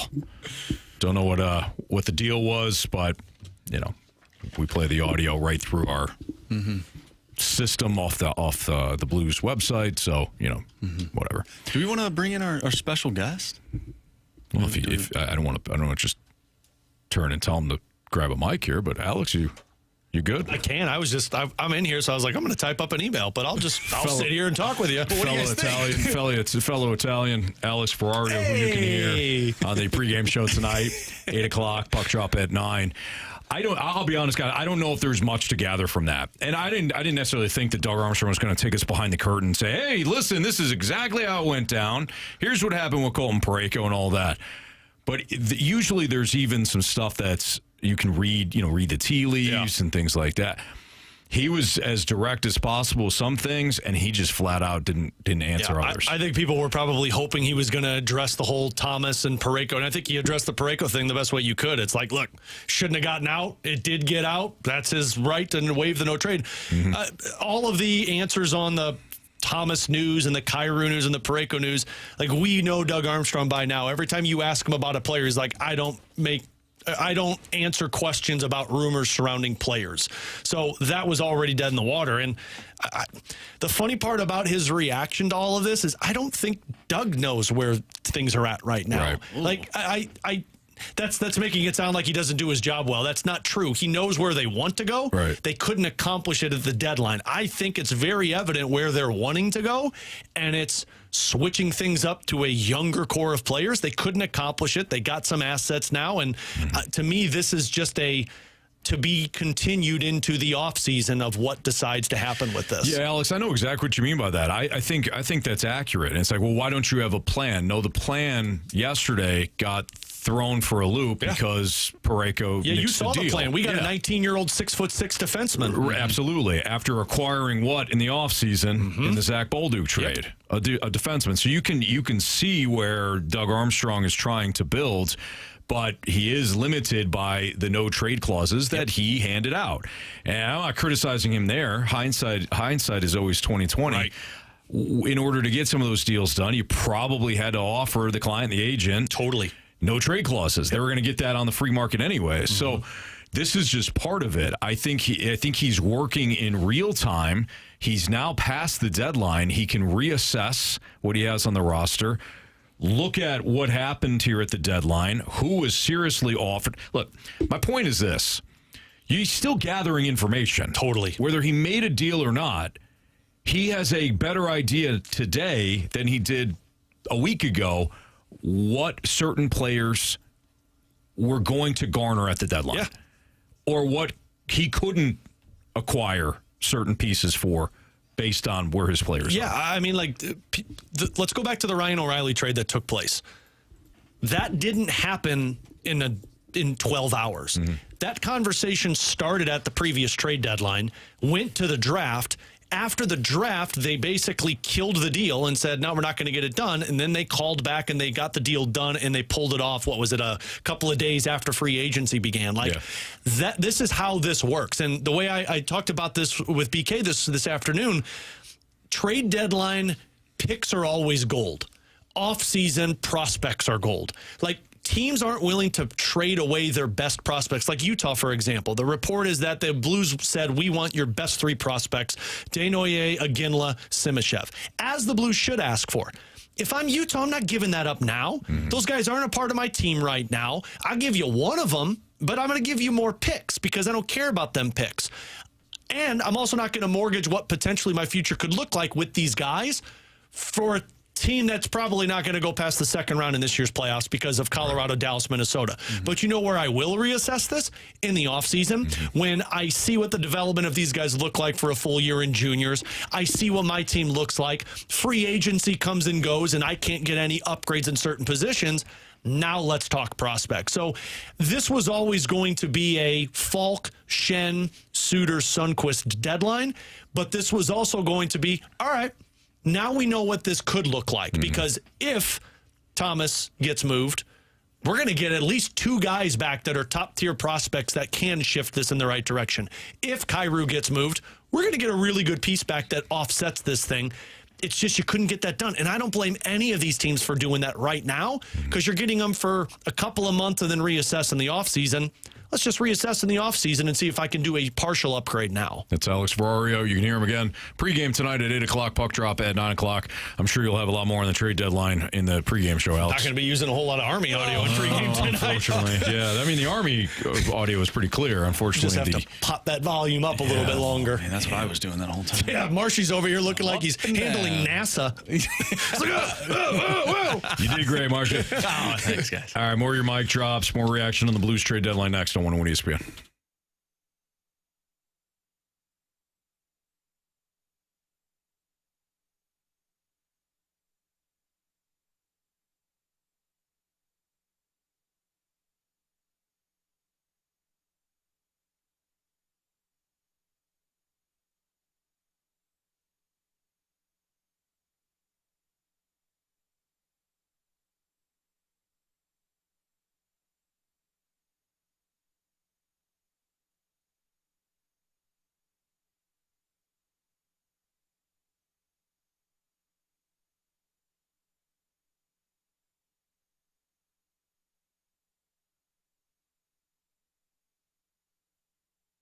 Hey, if your garage door is talking to you, that's a bad thing. You don't want that. Grinding, squeaking, popping. Any noise means something's going on, and considering your garage door weighs hundreds of pounds and is the absolute largest moving part of your home, that's not something you want to ignore. I myself have had some garage door problems in the past that have gone wrong for spring break, things like that, and it's not great. So call the team at Don's Garage Doors. I love working with Don's Garage Doors. They got honest service, quality work, neighbors helping neighbors right here in St. Louis. And right now you can get a full garage door tune-up for just $29.95. So maybe you don't hear some of the noises, but you know that your garage door has been, it's getting a little bit older. Why don't you take advantage of the $29.95 tune-up, and you can have Don's Garage Doors come out there and make sure that everything's working properly. If you call before 10 a.m., they also offer same-day service, or you get $300 off your repair or your replacement. So, again, if you call by 10 a.m. and they can't send somebody out there same-day service, you can apply a $300 rebate, so to speak, when it comes, actually not even a rebate, it's just $300 off either a repair or a replacement. So book today at donsgaragedoors.com, whether you got an issue with your current garage door, whether you want to do a full replacement or you got a repair, donsgaragedoors.com. Call 866-4-DONS-DOOR. they'll take care of you.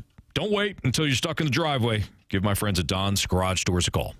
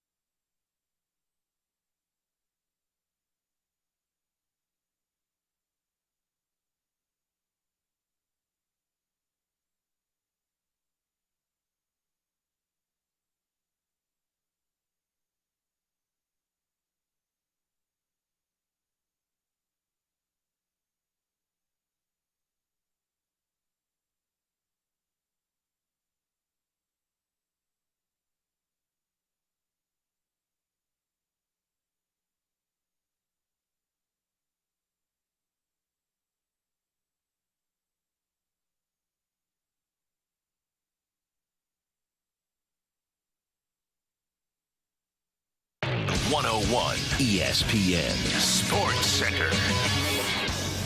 I'm Andrew Marsh. It's time for a Sports Center update brought to you by Universal Windows Direct. The Blues have acquired first and third round picks in 2026. Jonathan Drouin and Marcus Gidloff from the New York Islanders in exchange for forward Brayden Schenn. The Blues also have acquired first and third round picks in 2026. Dmitry Buchladnikov and Justin Hall from the Detroit Red Wings in exchange for defenseman Justin Faulk. So those are the deadline deals for the Blues today.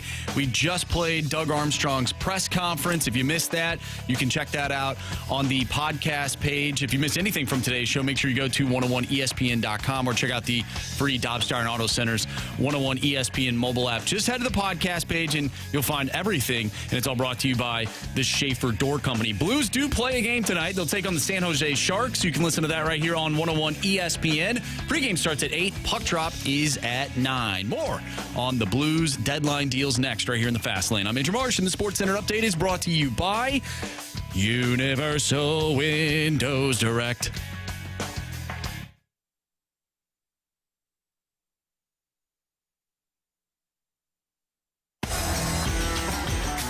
A lot of fans are rushing to pass judgment one way or the other on if these trades were valuable or worthwhile to make.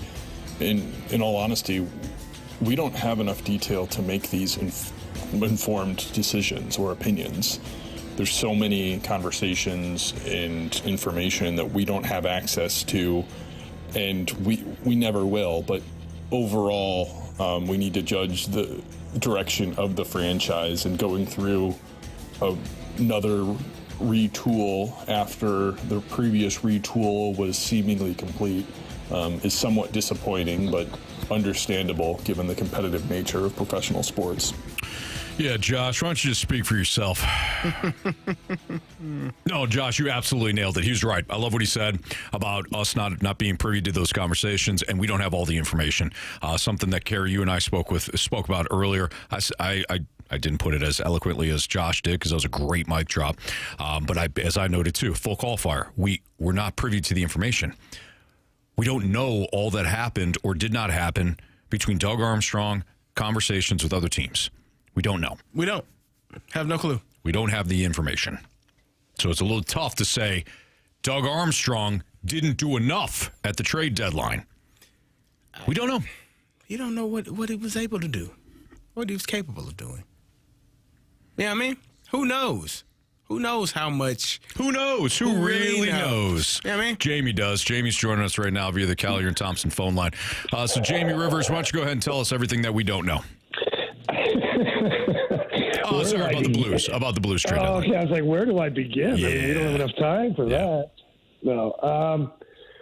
I think everything's up to date now, having listened to Army do his presser, and then you guys covering it, and really talking to everybody in the hockey world throughout the day today, and watching different shows on all over the place. I think Army basically said before this deadline that we're open for business. I've got players I don't want to trade, but if you wow me, I might consider it. Mm-hmm. And I think that's kind of what happened here is, the Robert Thomas rumors were out there, Kyra rumors, the Colton Parayko situation that happened. And then, lo and behold, here we go. We get the two actual trades are for veteran players that we thought might be in the mix. I'm still a little surprised that the Blues are willing to part with Brayden Schenn. It is a hell of a return, I will say, for both players. Doug did a great job on what he got back in those deals. But it also signals that it's a new era of Blues hockey. Who's our next captain? I don't know yet. Where do they go after the off season is done? To be determined. I think that I still think there's going to be tweaks made to this team throughout the off season, and I still think it's going to look quite a bit different come training camp next year. How does that happen, Jamie? We talked about the no trade clause, and I agree that I think Doug Armstrong looked at this team and obviously he said where we are versus where we thought we would be are different places. But how do you make these changes if there are no trade clauses and the players that you may want to move on from hold the right to not be moved? Yeah, so one thing I've learned over the last 48 hours here, just talking to different players and players around the league and a couple of GMs, quite honestly, is the no trade clause is earned by the player, and the teams that give those out respect that the player has the ability to mix a trade. However, once you ask a player to waive his no trade, and then you ask him again, the relationship is kind of, I don't want to say broken, but the trust is maybe wavering a little bit because the player feels at this point, well, you gave me a no trade. Now you just keep asking me to waive it. Well, screw this. If you don't want me, then I don't want to be here. So that's kind of the way it goes. And, the player does ultimately have a choice to say yes or no. But what I've also learned is that the players are viewing the no trade as leverage in a different way. And what I mean by that is once they get asked to waive it, if they don't want to go somewhere, they say no. But now they know the team wants to trade them. So now the player sits down with his agent, his family, and says, hey, guess what? I'm not going to waive my no trade at all unless you trade me to team X, Y, or Z. These are the 3 teams that I will go to without any problem. So if you want to trade me, go get a deal done. So now the player has the leverage. He's picked his destinations, and now it's up to the team to figure out how the hell to get a deal done with some of those teams if the team is really willing to move on from said player. So it's a lot of I call it Jedi mind games going on here in the last couple of days. Yeah, because you're shrinking the pool now for deals to get done, so that complicates things even more. Jamie Rivers joins us right now on the Fast Lane on 101 ESPN. He is in San Jose ahead of tonight's puck drop, 9 o'clock between the Blues and Sharks. Jamie, a lot of people, a lot of Blues fans, of course, now, and I think this is the biggest overall question, a lot of Blues fans are wondering, where do you go now? Like, what's the game plan? It seems like the Blues had the game plan in place to maybe not have a fire sale, but certainly be more active than what you have been, right? So we've seen some defensemen added. We know what the Cardinals' direction is. What do you think the Blues' direction is in terms of what Army might be looking for moving forward?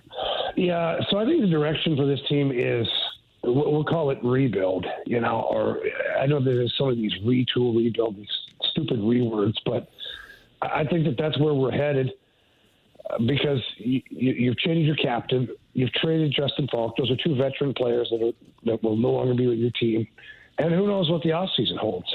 Does the market thicken up for Jordan Binnington? Do you bring back Oscar Sundqvist, or do you let him walk?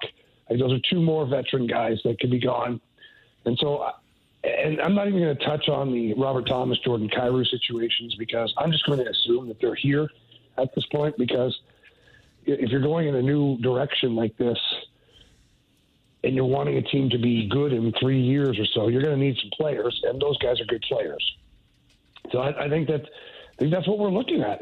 We're looking at a rebuild of this team. They're looking to hopefully get a high draft pick this year and make it a difference maker player and just continue down that path. I mean, 3 first-round picks this year, 3 first-round picks next year. Does this bump things back a little bit? In my honest opinion, I think it does, because you've got 6 first-round picks. Let me rephrase that. I think it does if Doug decides to go in that direction of using those picks to pick players.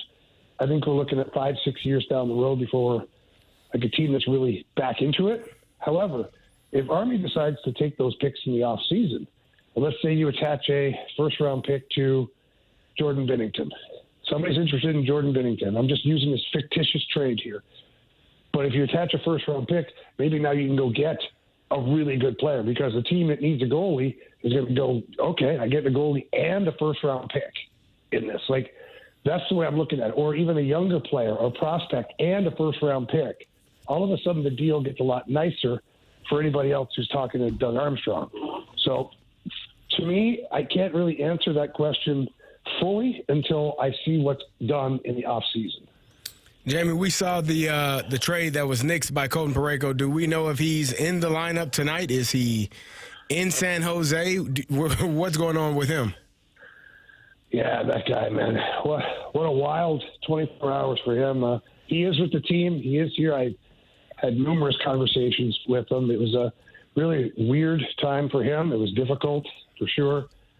But I don't know if he's in the lineup, Carey. I really don't. The original plan was for him not to play. So I can't imagine that the Blues or Colton Parayko would want to put himself in harm's way if he's not 100%. Now, he might be 100%, not sure. But I do know that, 24 hours ago, the plan was for him not to play tonight. So I guess we'll see come, lineup time, because we've had no access to the team or the players today based upon the canceled pregame skate and media availability. Jamie Rivers joins us right now on the Fast Lane on 101 ESPN. Jamie, anything else that stood out to you about this trade deadline. And if you want to take the broad scope too, it doesn't look like there's a bunch of trades, period, in the NHL. Not a lot of impactful trades, at least.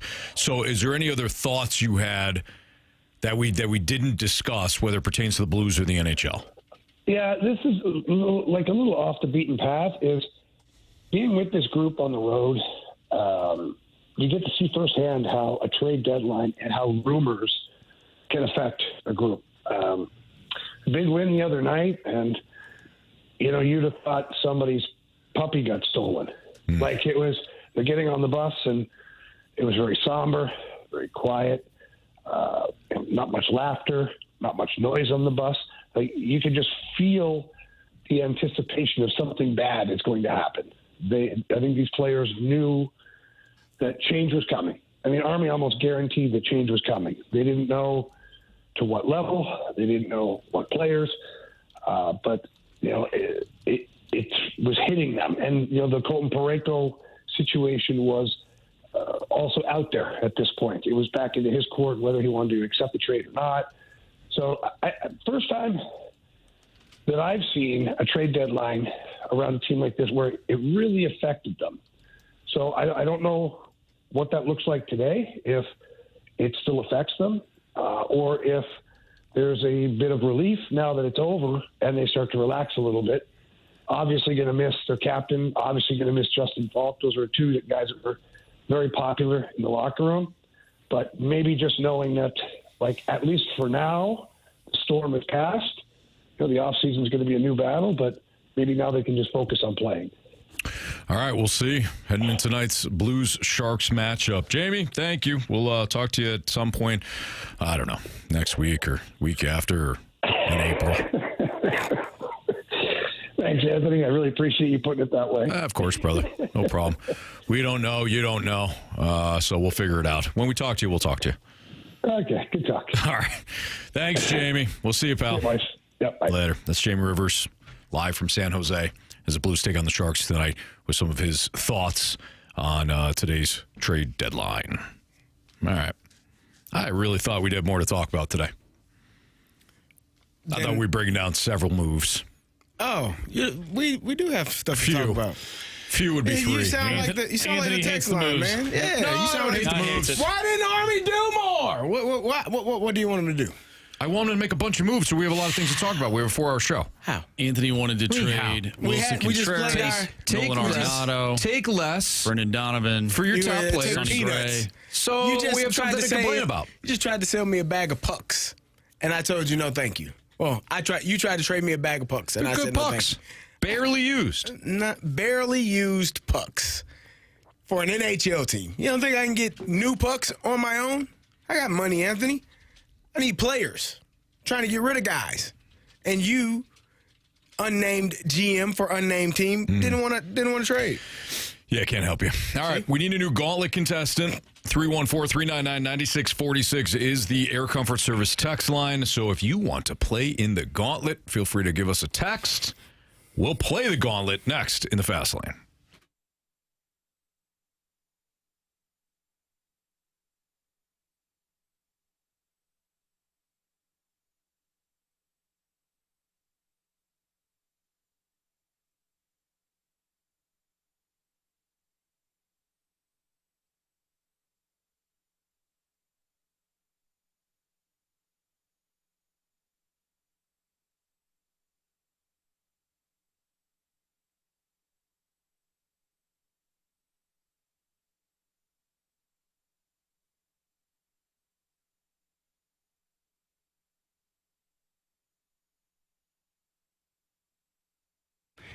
All right, your Friday nights just got a little louder because NBA Happy Hour is live on FanDuel every Friday from 6 to 7:30 p.m. Eastern. FanDuel's running a limited time special to pregame your weekend. We're talking about boosts, bonuses, surprises, all dropping right in the app tonight, Friday night. Get home, get on the couch. The Knicks versus the Nuggets, going to be a really good game. Jokic is playing well. Brunson and the Knicks are outstanding. It's the perfect way to kick off the weekend. A little basketball, a little action, and a whole lot of Friday energy. That's NBA Happy Hour every Friday from 6 to 7:30 p.m. Eastern, only on FanDuel, official sportsbook partner of the NBA. Visit FanDuel.com/local to get started. Must be 21 plus and present in Missouri. Opt-in required. Rewards are non-withdrawable. Restrictions apply, including bonus and token expiration, leg requirements, and max wager amount. See terms at sportsbook.fanduel.com. Gambling problem? Call 1-800-GAMBLER.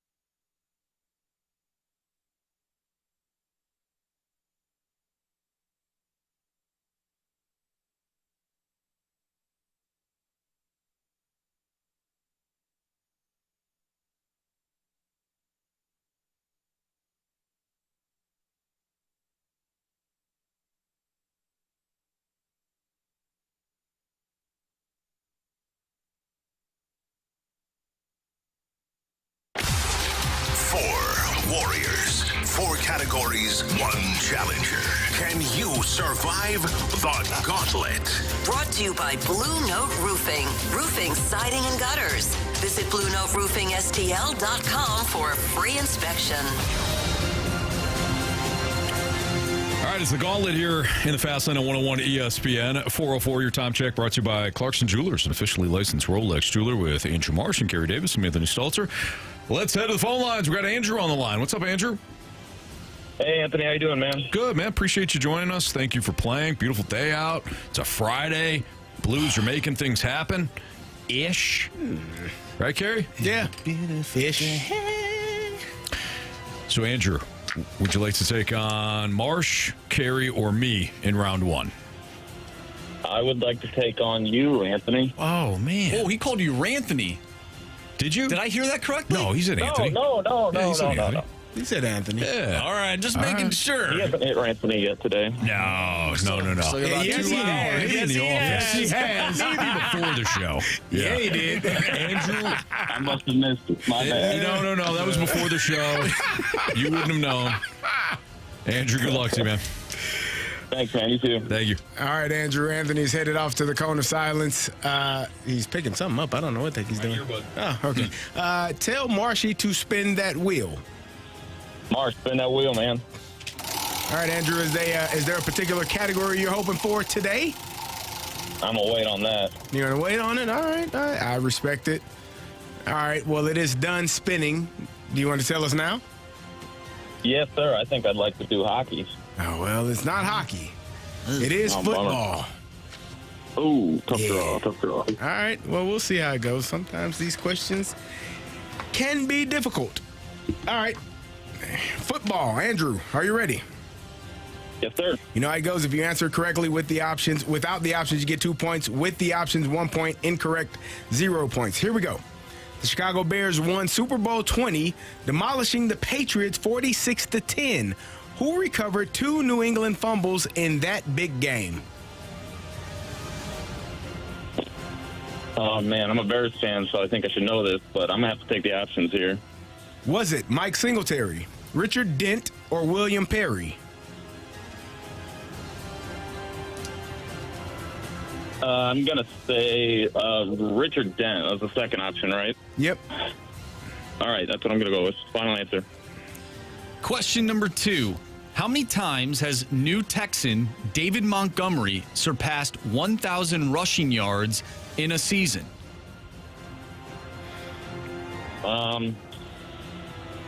Did it last year. Maybe he did it the previous year, and he might have done it with the Bears the one year. I know the options are like 2, 3, 4, something like that. Or maybe it's his first time. Shoot, I don't know. My initial thought was 3, so I'm going to stick with 3. Final answer. Question number 3. In the 1998 championship game, Minnesota's kicker missed his first field goal of the season. Whose 38-yard hook? Well, let me read that again. What? Okay. Whose 38-yard hooked attempt sent that matchup versus Anthony's Falcons into overtime? So if you need me to read it again, I will. If you don't mind, I'd appreciate it. It's worded a little weird. I don't know why. In the 1998 NFC Championship game, Minnesota's kicker missed his first field goal of the season. Whose 38-yard hooked attempt sent that matchup versus Anthony's Falcons into overtime? Oh, I think that's I need the options, dang it. I thought I had it, but talk myself out. Is it Gary Anderson, Morton Anderson, or Blair Walsh? I think it's Gary Anderson. Final answer. Question number 4. Friend of the show, Brandon Silvers, is gearing up to lead the Battlehawks offense this spring. For which of the Sun Belt schools did he play quarterback in college? He went to Troy University. Final answer. All right, we'll get Anthony back in here.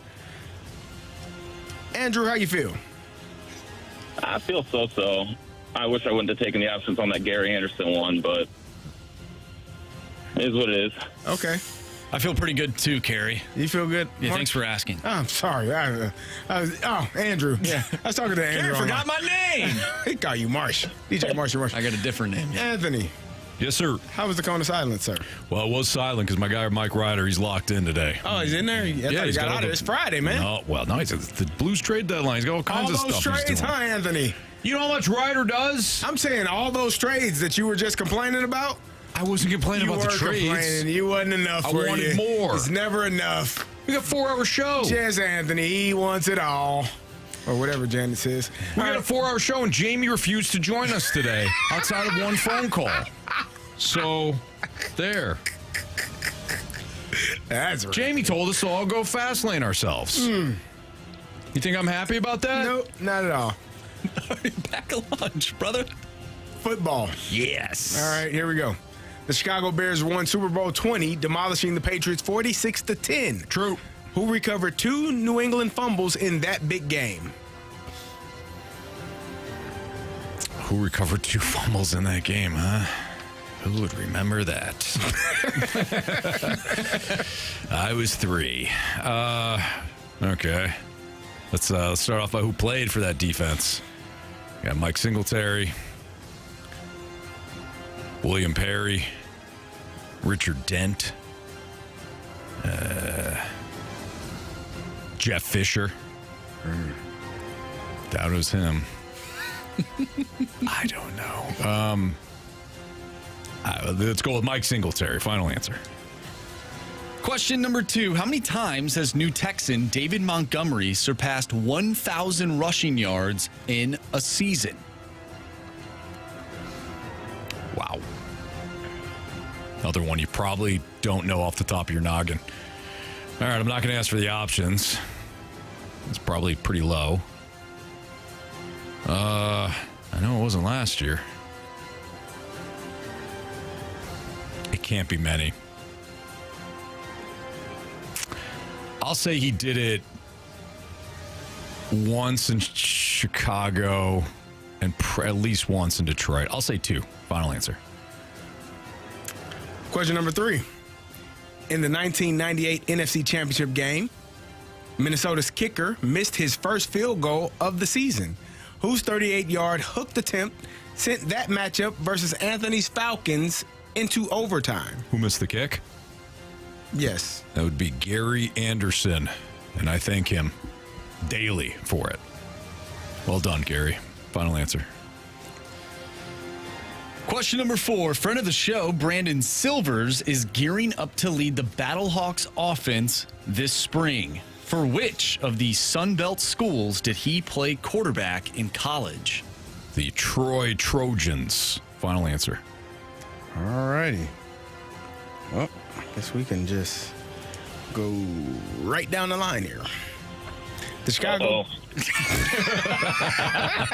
One of us did not do well. The Chicago Bears won Super Bowl 20, demolishing the Patriots 46-10. Who recovered 2 New England fumbles in that big game? Anthony, you didn't take the options. You said Mike Singletary. Andrew did indeed take the options. He said Richard Dent. Correct answer is Mike Singletary. Mike Singletary. Anthony is up 2-0. What were the options, if you don't mind? Mike Singletary, Richard Dent, William Perry. Yeah. How many times has New Texan David Montgomery surpassed the 1,000-yard rushing mark in a season? Andrew, you didn't take the options. You said 3. Anthony, you didn't take the options. You said 2. Correct answer is he did it twice. Ooh. In the 1990, Anthony is up 4-0. In the 1998 NFC Championship game, Minnesota's kicker missed his first field goal of the season. Whose 38-yard hooked attempt sent that matchup versus Anthony's Falcons into overtime? Andrew said Gary Anderson. Anthony said Gary Anderson. Correct answer is? It is Gary Anderson. But Andrew needed the options. Anthony is up 6-1. Final question. Friend of the show, Brandon Silvers, is gearing up to lead the Battlehawks offense this spring. Which of the Sun Belt schools did he play quarterback in college? Andrew said Troy. Anthony said Troy. Correct answer is? It is Troy. Andrew. You have chosen poorly. You lose.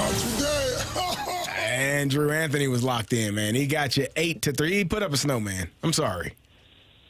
Yeah, tough to beat him, but it was an honor to get my ass whooped by Anthony. Oh, thank you, Andrew. That was sure nice. You just lifted me up right there, especially on a Friday, beautiful day. Blues making trades. Andrew, we appreciate you, man. Thank you.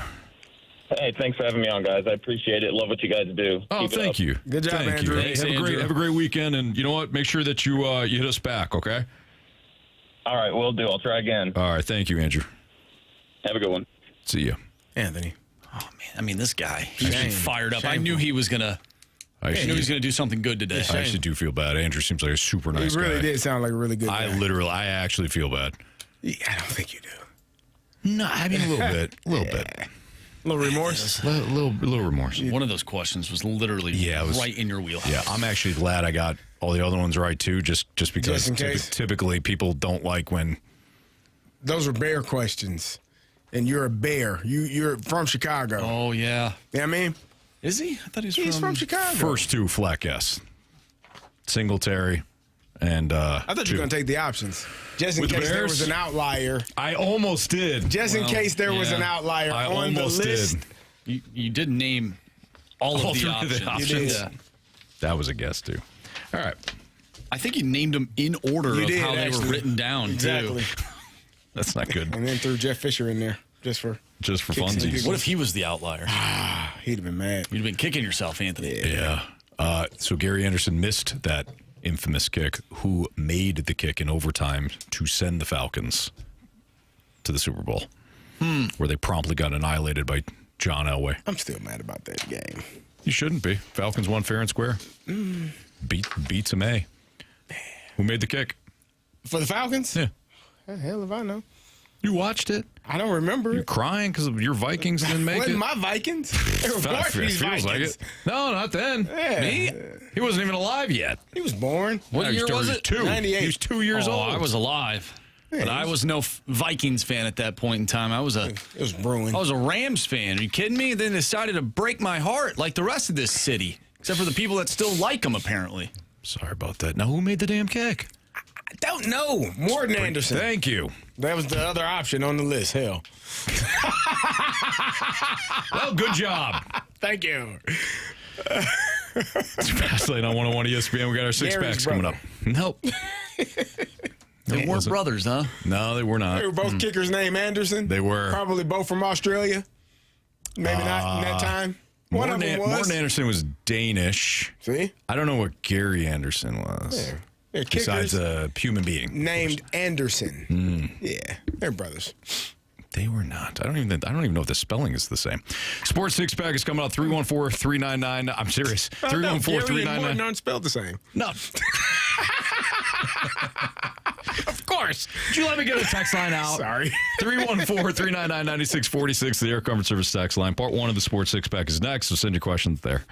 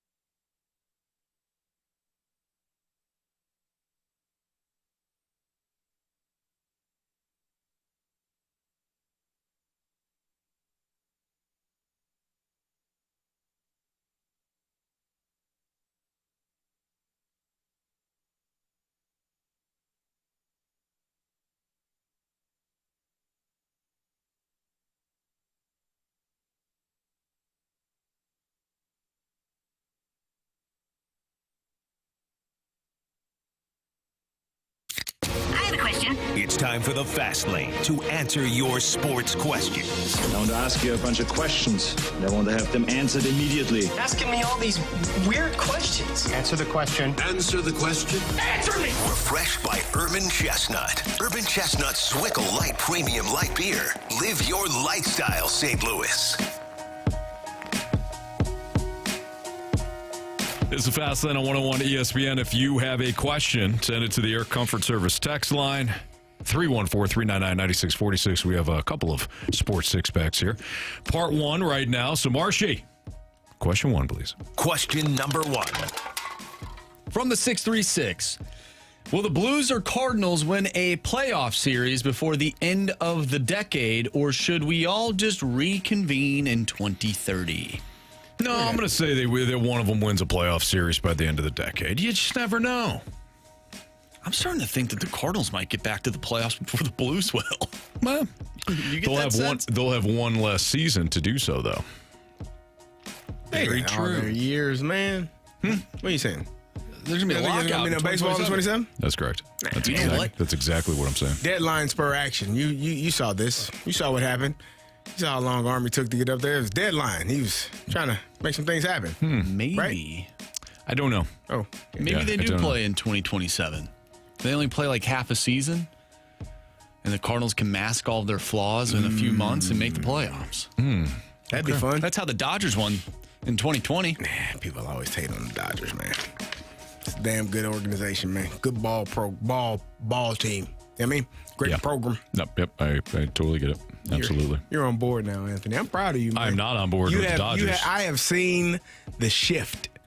I see the look in your eyes, man. I'm not about Carey, I'm not about the Dodgers. I can though. see it. They banned the shift. You're not even listening to me. Nah, I see it. Like you no longer are mad about the salary cap and, and the like you come. Hey, yeah, you're welcome. Come on, man. Well, thank you. No, come on. You're welcome to come on. Oh no! I'm not going to the come on. Dodgers. Come on, man. No. You know the me. Yankees? I don't like the easy way. Okay. In anything I do. Sometimes it's not smart. Agreed. I actually give you an easy route. Yeah, nah. Sometimes it's okay to take it. Not all the time. Not all the time, though. But every now and then. Question two there, Marsh. Question number two. From the 314, what is the trade you remember most in Blues history? I go all the way back to the Berenson for Unger trade. Not popular at the time, but Gary Unger was a great Blues player. So it's the trade that we remember the most? Yeah. I mean, I remember a lot of trades. Are we talking about like the childhood traded here? Should we do like the childhood trades? You can just any trade that comes to your mind that really stuck out to you at that time. I mean, Ryan O'Reilly. It was a good trade. That deal, I remember that specifically because, well, you also remember a little bit more because they won the Cup, of course, and he was a massive part of that. I don't think you win a Cup if not. So that one stands out. It also stands out because I remember how angry Blues fans were because, as Alex Ferrario mentioned earlier in the show, that deal didn't come until a couple of days into free agency, and Blues fans were pissed because all they thought, ironically, was that they were going to get David Perron, and that's it. Couple of small moves. Army doesn't know what he's doing. Bam! Ryan O'Reilly gets dealt. So that one stands up. Bam was as loud as Carey when he banged on the cabinet pre-show meeting. Flickering, and I have scared the you-know-what out of me. We looked it up the other day. Epilepsy. But it's like flashing lights from flashing lights. It's like, it makes me want to throw up. Yeah. Yeah, like I can't. Flashing light syndrome, it's called. I don't think that's what it's called. FLS. I remember how sad I was when the Blues traded away TJ Oshie. Photosensitive. Photosynthesis. Epilepsy. Photosynthesis. I don't think that's it either. No, it's definitely not. It has to do with plants. Yeah. What'd you say, Marsh? Well, while you guys were talking about plants, I was crying about when the Blues traded away TJ Oshie. Well, talk to us about it. Don't just say it and then leave us hanging. I thought maybe you would respond to it, but no, we want to know your thoughts on your feelings. Well, I was super sad. He was one of my favorite players growing up, and then the Blues traded him away.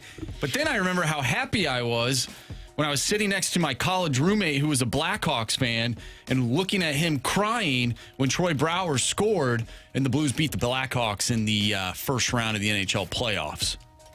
That wasn't the same day. No, it wasn't the same day, but it took a while for me to get over it. That was my point. Is the Wayne Gretzky trade exempt from all of this? Because that would probably be the best trade, even though it wasn't a lot of games. But when he came, you were like, whew. Well, you can choose championship. I mean, you can choose whatever you want. Yeah, I'll choose that one. All right. Deal. Yeah. Okay. Question 3, please. Question number 3. From the 662, should the Blues trade these first-round picks for a true star player or draft several first-rounders and hope for the best? Who knows, man? I would choose the proven commodity over acquiring. Production over potential. Yeah. But that doesn't mean that a team would go for that. You're looking at a team. You're looking at a losing team. You got to trade some away, man. You're looking. The only way that works is you're looking at a losing team that does have a star player that maybe they don't want to pay, and they're looking to get a haul and start over. I mean, I don't know what team that is. Team right now, man. Well, yeah, but this is different. We're trying to acquire. No. I'm looking at a losing team that has a star player. I thought you were talking about well, yeah, never mind. That they're struggling right now. Brady Tkachuk, Matthew Tkachuk. I don't know if the Panthers are going to trade you Matthew Tkachuk. Anthony, this is my world. I make Proven trades how I want to. I can get whoever I want, right? No. Yes, I can. No. Why not? It doesn't work that way. You can't just say who you want, and you get them. That's what the text line says, Anthony. No, the text line asked it specifically, would you trade those picks for a proven star? They often say just trade away such and such and bring back such and such. That's true. If we're playing by that, then yeah. I can get who I want. All right, then yeah, sign me up for Matthew Tkachuk too. Let's do it. Okay. I think we just solved the Blues problems. And we're going to solve more of your questions next, so keep those questions rolling in. Part 2 of the Sports Six Pack next.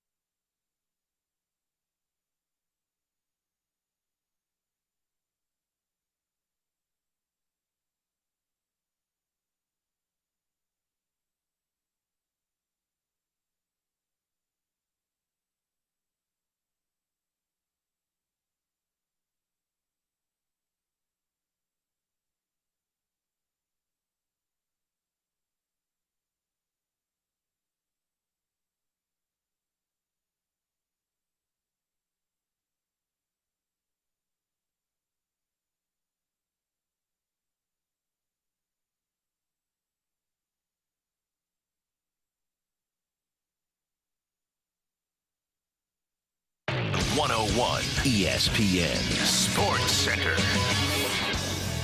I'm Andrew Marsh. It's time for a Sports Center update brought to you by Saliga Heating and Cooling. The Blues acquire first and third round picks in 2026. Jonathan Drouin and Marcus Gidloff from the New York Islanders. In exchange for forward Brayden Schenn, the Blues also acquire first and third round picks in 2026. Dmitry Buchlinikov and Justin Hall from the Detroit Red Wings in exchange for defenseman Justin Faulk. Those are the two deals that the Blues made today as the NHL Trade Deadline has come and passed. We talked earlier with Jamie Rivers, who is in San Jose. We also played Doug Armstrong's press conference answering questions about this year's deadline. The Blues will be back in action tonight, taking on the San Jose Sharks. Pregame starts at 8. Puck drop is at 9. And we have part 2 of the Sports Six Pack coming up next. So if you have any questions regarding anything from today, make sure you text into the Air Comfort Service text line, 314-399-9646. We'll answer your questions next. I'm Major Marsh, and this Sports Center update is brought to you by Saliga Heating and Cooling, a Daikin heating and air conditioning dealer.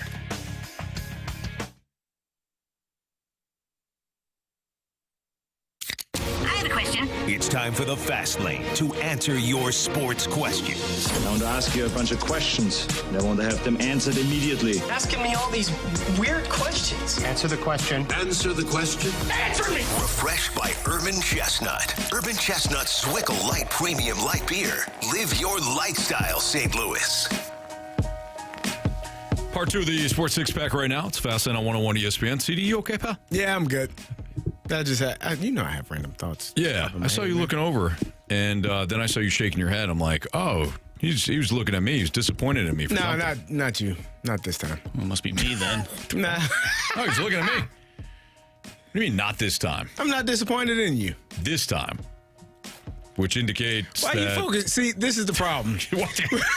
Tell me. Tell me what the problem you're is. Focusing on the wrong words. I said I'm not disappointed with you. That's all you needed to worry about. But you are focusing on the this time. Like, look, man, you said this time, which indicates that you've been disappointed in me in previous times. I'm just saying. And you know what? I don't blame you. I said I'm not disappointed in you, but you, sir, Mr. Stalter, Mr. Anthony Thomas Stalter, are focusing on the this time. You're harping on the word as opposed to you're focusing on the negative, Anthony. So now I am disappointed in you this time. Okay? Does it make it better? I'm very disappointed in you for focusing on the this time as opposed to that I wasn't disappointed in you. How'd you know my middle name? I know your middle name. The hell are we doing here? Huh? ATS. You know what I mean? That's right. I don't know That's yours. when I'm disappointed in you. Wait, do I know yours? I do, yeah. You might. What does it start with? A. Could be Andrew. Could be Anthony. Could be Anthony. Is it Anthony? Yeah. I don't know. Is it? Yeah, it is. Carey Anthony Davis. No. Okay. That's the player for the Kentucky Duke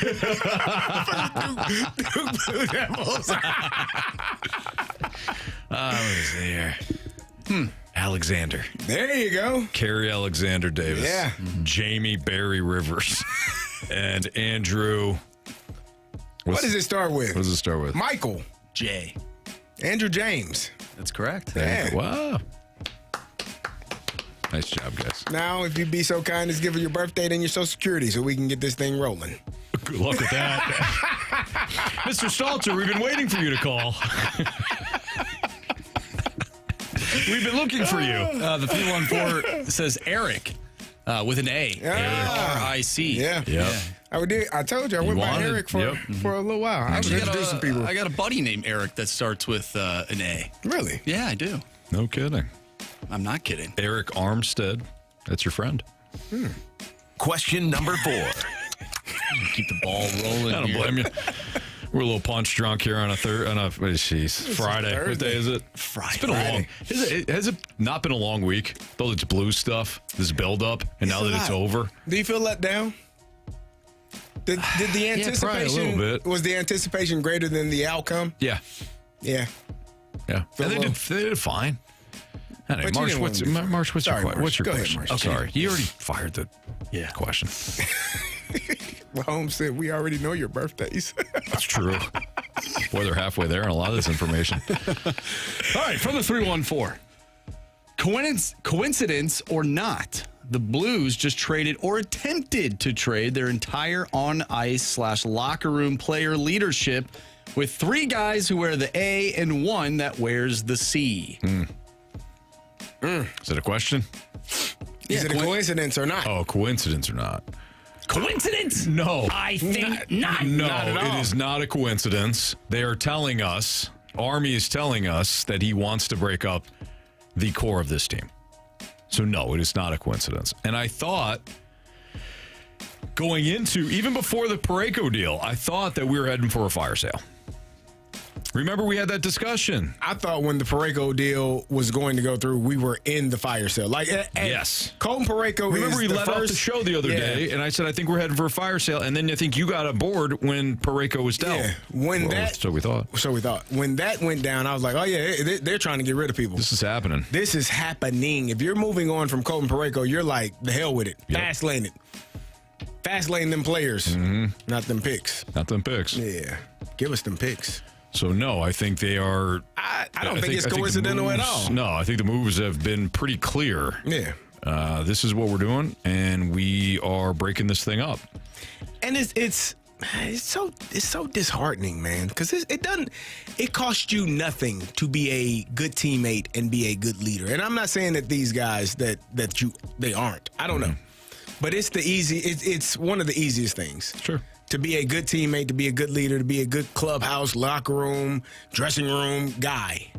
And, I don't know that I don't know. It's going to be intriguing to watch how this all unfolds. They'll probably win 6-1 tonight.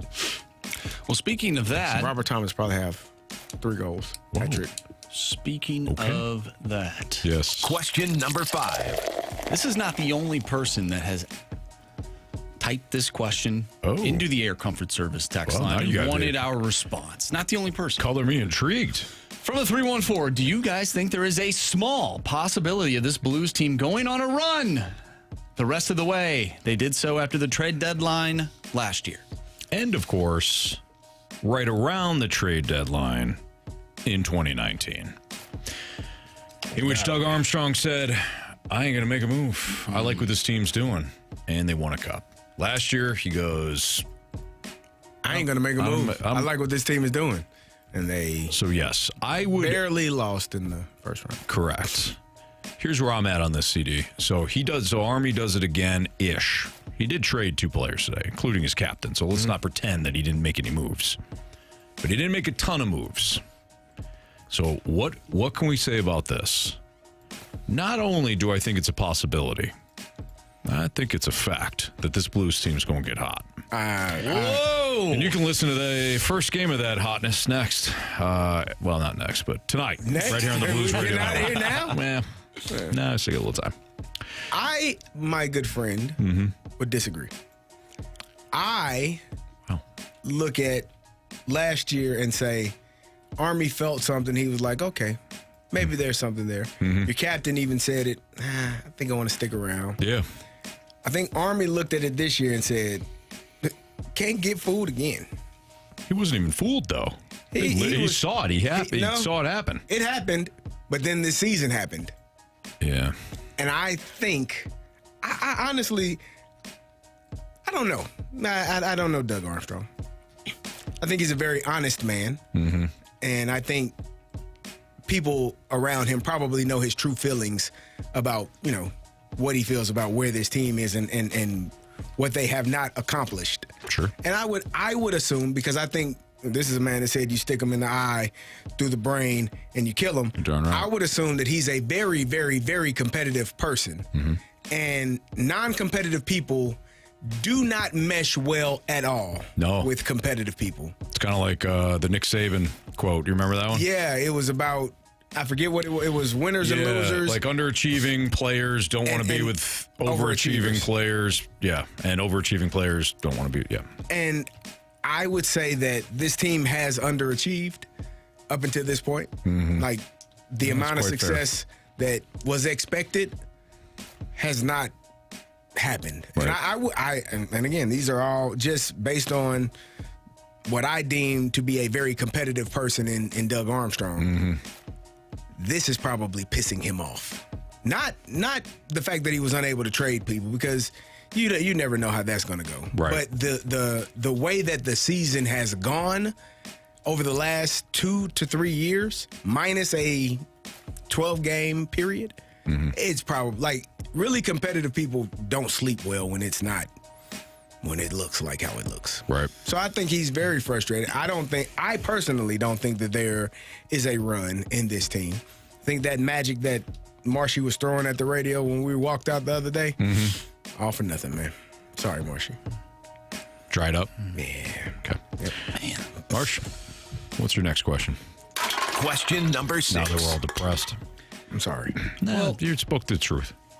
Why don't we take a break from a Blues question? Okay.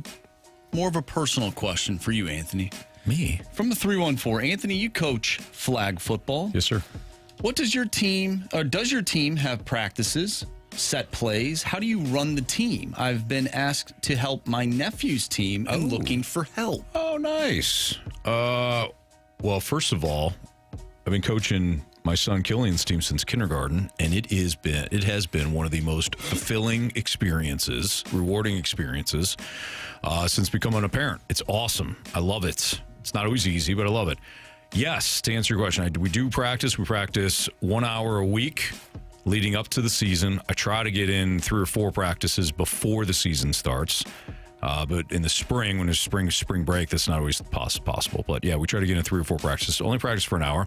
Yes, we do run set plays that I've evolved. In kindergarten, I kept it to like 2 plays, one run with a variation and 1 pass with a variation. And that worked quite well because really the kids just, were able to memorize that 1 play or the 2 plays and we were good. But since that point, we have developed quite a big playbook. I don't force them to memorize it because that'd be insane because they're only in 2nd grade. And I often wind up feeling like I have too many plays on game day. Now, Carey has warned me about this.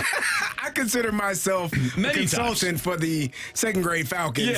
Yeah. And I tend to try to have the players' best interests at heart. He does. Their coach is a madman, so They're not that you don't like my plays. They're just way too many. Plays, but it's way too much. Yeah, you're not wrong. You brought that binder in there. I said, Anthony, brother. These are too many damn plays. So I would probably do about. It depends on if you have a quarterback. I don't know how young your team is. Like if you're in kindergarten or even 1st grade, I would just stick to runs. But if your nephew's a little bit older, make sure you find a quarterback. And I would do at least 5 runs, 5 passes. Have fun. Definitely have fun. Yeah. Here's the biggest secret. I'm about to give it over these airwaves. And so none of my competition listens. We focus more on flag pulling. We focus way much because every other team's focusing on passes or plays and designing plays and all, because that's all the fun stuff. That's all the kids want to do. But we drill down the flag you just pulling. gave away the secret sauce. I did, but I want to help. This person reached out for help. You should have texted him personally. Yeah, probably. Damn. No, concentrate on flag pulling. Keep it simple. Keep it fun for the kids. Do you remember when Jimmy Johnson? And win at all cost. Jimmy Johnson was tuned into TV and figured out how to stop the Buffalo Bills because of a play that he saw them running in practice. That was on the newscast. Yeah, and that was a mistake. Yep. Because you don't put plays on TV. Yeah. You also don't typically throw out game plans on the radio. Nope. You just did that. He did do that. In that scenario, that's also on the Buffalo Bills for having that play being shown during the media portion of practice. Yeah, that doesn't. You know how. smart. Yeah, you know how to schedule your practices. Yeah. When no media is allowed at our practice. Yeah, we talked about that. Good job. Yeah. That was the first thing you told me. There was. Second thing was cut down the playbook. I listened to one of those. You did. All right, it's Fastlane on 101 ESPN. We'll bet the board next.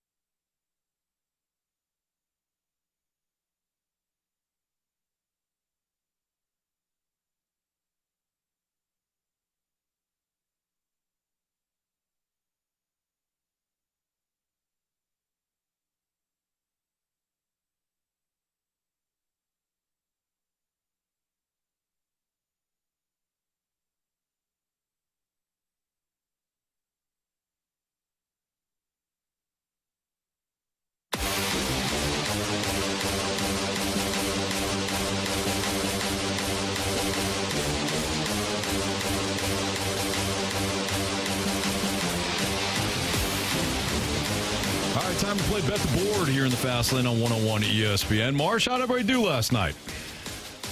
All three of us did not do well. What do you mean? All three of us did not do well. Oh, okay. Jamie did win last night. Wow. Columbus Blue Jackets did win 4-2, so Jamie picks up a point. I don't like that. Which means, Anthony, he is tied with you for the lead. Oh, that's disgusting. That is disgusting, Marsh. All right, what's that Fleabag's pick? Well, let's take a look at what he sent us today. He is taking the Red Wings money line, and I did not read that because that's who I wanted. So, Red Wings money line. Oh, well, I'm sorry, Marsh. Oh, I'm real sorry. All right, I'm going to the MAC tonight, guys. Maction. Going Maction here. I'll take the Ohio Bobcats. Thank you. Nice job. The Ohio Bobcats +5 over Miami of Ohio. All right, I'm going to go to tonight's Blues-Sharks game. I just can't help but look at Macklin Celebrini. He's super good at what he does, and I think he's going to shoot the puck tonight. 4+ shots on goal tonight for Macklin Celebrini at -140. Okay. Give me the Denver Nuggets at +2.5 on the outline. There you have it. By the way, the Houston Texans have granted Joe Mixon his release after a lost 2025 season. No surprise there after the Texans acquired David Montgomery earlier in the week. So Joe Mixon will now have an opportunity to sign anywhere he would like. Wonder if I'm sure some team will give him a flyer. But after not playing at all last year. It was a foot injury, wasn't it? Yeah. Yeah. Injuries to your feet are always troubling for me. Mm-hmm. Like I say everything starts from the ground up, and especially that position. I mean, any position in football, but the amount of cutting, running, like with people on you. You got to press. It's a lot to bear if you have bad feet or had a bad foot. I don't know what the injury was. I remember at one point, I think him and a reporter kind of went back and forth because he was saying. The reporter said he was out for the year, and he's like, based on who told you that? I guess the reporter was right. So, yeah, man, I don't know what Joe Mixon's future holds. Hopefully he gets another opportunity. Hopefully his foot is, okay to go. But feet issues are always a concern for me. Absolutely. Yeah. No doubt. Some other NFL news. We talked about this earlier, but Geno Smith was released by the Raiders. According to The Athletic's Zach Rosenblatt, he believes that Geno Smith and Jacoby Brissett are the frontrunners to be the Jets starting quarterback in 2026. So good things are happening for the Jets, it looks like. They'll get a guy back. The Jets? They could get a guy back that they took in the second round a long time ago. Over the Jets? No, man. Yeah, Geno Smith or Jacoby Brissett. Some pretty good options right now. Did you hear that Kyler Murray? Where he's thinking about what he likes. Yeah, he knows. Minnesota. New man on the Minnesota Vikings. Yeah, I've seen that. Yeah. Lizzo. Yeah, there you go. I don't know how I feel about that, just because I think he is an exciting quarterback, but if you look at his stats in terms of what Kevin O'Connell wants to do with his offense, I don't know if that's a great fit. Like, pushing the ball downfield, Kyler Murray over the last few years has not been good at that. His EPA per play, not good. I was watching a but video. He'll run around for a long time, then throw it downfield. I was watching a video where Max Crosby, I don't know if you all saw, I'll send it to you. Max Crosby they were doing a podcast, and he had Rob Ryan, who was the defensive coordinator. They were talking about Kyler Murray, their game plan going into that game. Did you see that one? No, I didn't. Their game plan was to not rush Kyler Murray, and Max was like, this is the dumbest thing I've ever heard. Who the hell would decide this?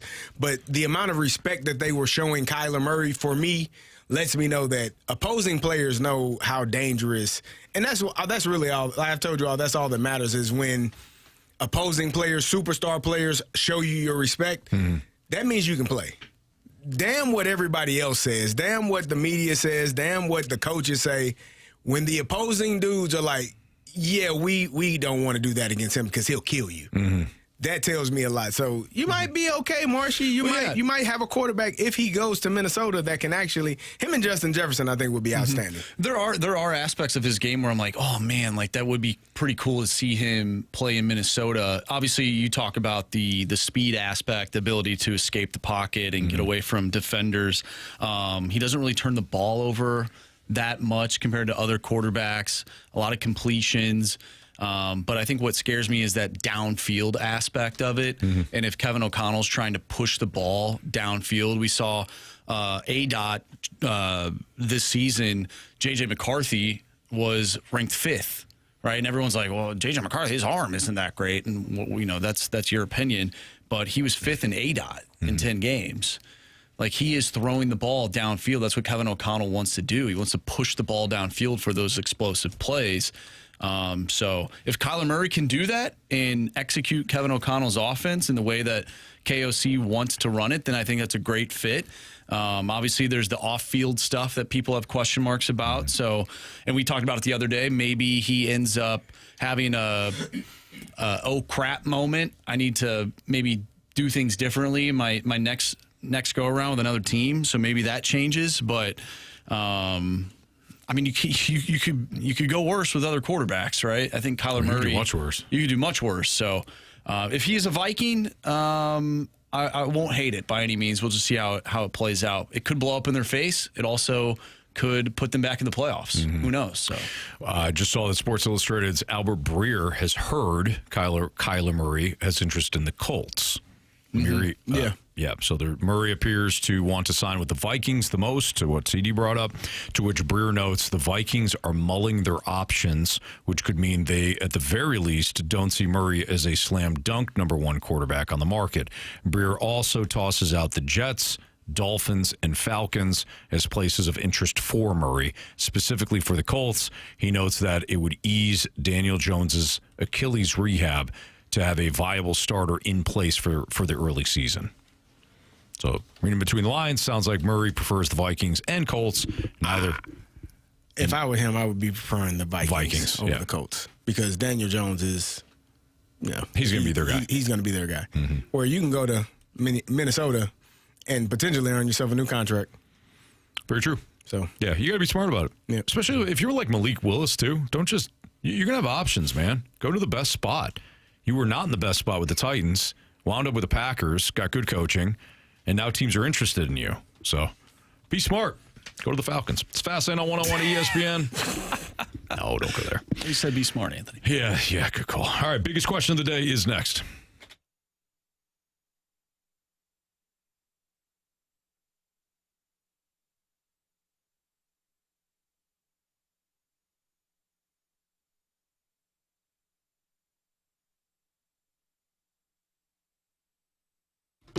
Hey, this month, Auto Centers Nissan is making a serious move, and buyers who hesitate will miss it. They have over 1,000 new and used vehicles in one massive location, all right off I-55 in Herculean, Missouri, just minutes from South County, and an easy drive from Illinois. And the offers are stacked. On select new Nissan models, buyers can get zero payments for 6 months, zero money down, and 0% APR for 60 months. Here's where the deals get even stronger this month at Auto Centers Nissan. When you visit AutoCentersNissan.com, every new and used vehicle is eligible for up to an additional $1,000 in savings.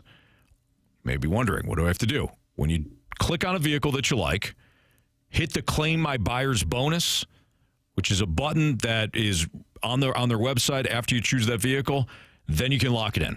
So again, Claim My Buyer's Bonus, click that, and you can save up to an additional $1,000 in savings when you head to AutoCentersNissan.com. Every finance vehicle also includes AutoCenters walkaway finance protection, and every new Nissan includes a 30-day return promise. If you're not completely sold on the vehicle, bring it back within 30 days, and they'll refund your money, set you up with something else. AutoCenters Nissan, over 1,000 vehicles, one location in Herculean, Missouri. Shop now at AutoCentersNissan.com.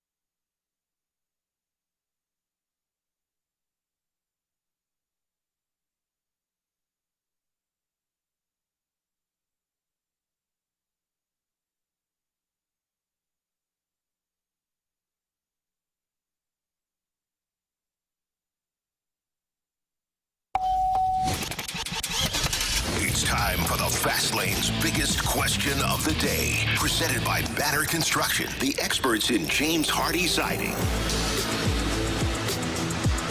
Welcome back to the Fast Lane. Carey Davis, Andrew Marsh, Anthony Stalter. And Andrew, you have the biggest question of the day.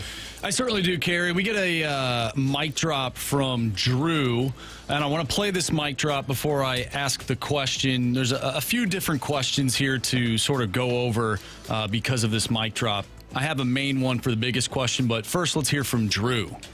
Afternoon, guys. I believe Army did just a fine job today with the trade deadline. No complaints, and I'm not going to rehash everything that's already been talked about. What maybe is curious to me, and everybody's got to live their own life and have their own opinion, but for me, I don't understand Colton Parayko's mindset of, I want to stay in St. Louis. I understand he's been an invaluable part of the community with the Stanley Cup run and Layla, and he just seems like a great guy. But if you're 32 and you want to have a chance at winning, why not go to a place where you have a chance to win? And yes, Buffalo is Buffalo. I won't speak to the Buffalo people because people would say the same thing about St. Louis. But, to have a chance at another cup this season, hopefully next, I hope nothing but for the best for Buffalo because of what their fans have been through. But as a competitor who has competed in some sports, I always wanted to win. So that part just doesn't still make sense to me. But God bless him, and, he'll be hopefully teaching something to our young kids. So, after hearing that, what are your thoughts on what Drew had to say, and how much do things change if Colton Parayko ended up taking his talents to Buffalo? Do you look at this deadline any different? Okay, so let's break down. Was it Joe? Drew, excuse me. Let's break down what Drew said first. Carey, this goes back to what, and Drew did say it. He said everybody's got their own opinions and mindsets, things like that. Mm-hmm. But this goes back to something that you and I have talked about quite a bit, which is that we don't know what players' motivations are at a certain time. Yeah. It's not always about winning. It's not always about money. And Colton Parayko, and I don't know this to be a fact, I'm just throwing it out there as a possible reason. Colton Parayko may have said, a few hours is not enough time for me to decide my future for the next 3 years. Right. Including if my future is going to what previously, not this season, but what previously has been NHL purgatory. Mm-hmm. It's Buffalo. He's got a family, all that stuff. I don't know if that's the case, but maybe he'd be willing to move his no trade clause or waive his no trade clause in the offseason when he had more time to think about it. Maybe. It's not like he becomes a free agent at the end of the year. Right. He's deciding on his future for the next, 4 seasons. Yeah. So that's where I'm at on that. Agreed. I think, as you said, 48 hours, 24 hours to make a life-altering decision is that's not a lot of time. Mm-hmm. And I talk about the human element of it. If you have a family, you have children, you have, you got to get a new home. It's a lot that goes with moving to a new city for a new job. Right. Anyone that has moved to a new city understands the amount of hard work and all of the, things that go with selling a home, buying a home. Mm-hmm. All of those things are part of it, even for NHL, NBA, and NFL players, whatever the case may be. So I do understand Drew's mindset, though, in the terms of, man, you got a chance to go win. Sure. You got a chance to be on a playoff team in a city that ain't seen a playoff team. It's kids that love the Sabres. They ain't never seen a playoff team. Right. So that part of it, I think that would be really cool as well. Mm-hmm. But that's also like the selfish athlete part of it. So I'm sure, I don't know if Colton Parayko is married, if he got kids or any of that, but whatever family or whatever conversations he needed to have with his agent, his family, it probably, like you said, just was not enough time to make a life-altering decision that will impact you for the next 4 to 5 years. And then also think about it, like, you only know one place. Right. Like, I don't know anything other than the St. Louis Blues. He's been here his entire career. So to up and move, that's scary as hell. Sure. Even for a 30-year-old man, 32-year-old man, to have to up and move and go to a different city when you've only known, you know exactly how long it's going to take you to get to the stadium. You know exactly how long it's going to take you to get to the practice facility. When I moved to Pittsburgh, I was almost late every day my first 2 weeks. There are so many damn bridges in Pittsburgh. If you get on the wrong one, I would have to leave. 15 minutes. I would leave like an hour and a half early, because if you get on the wrong one, you would be lost. Sure.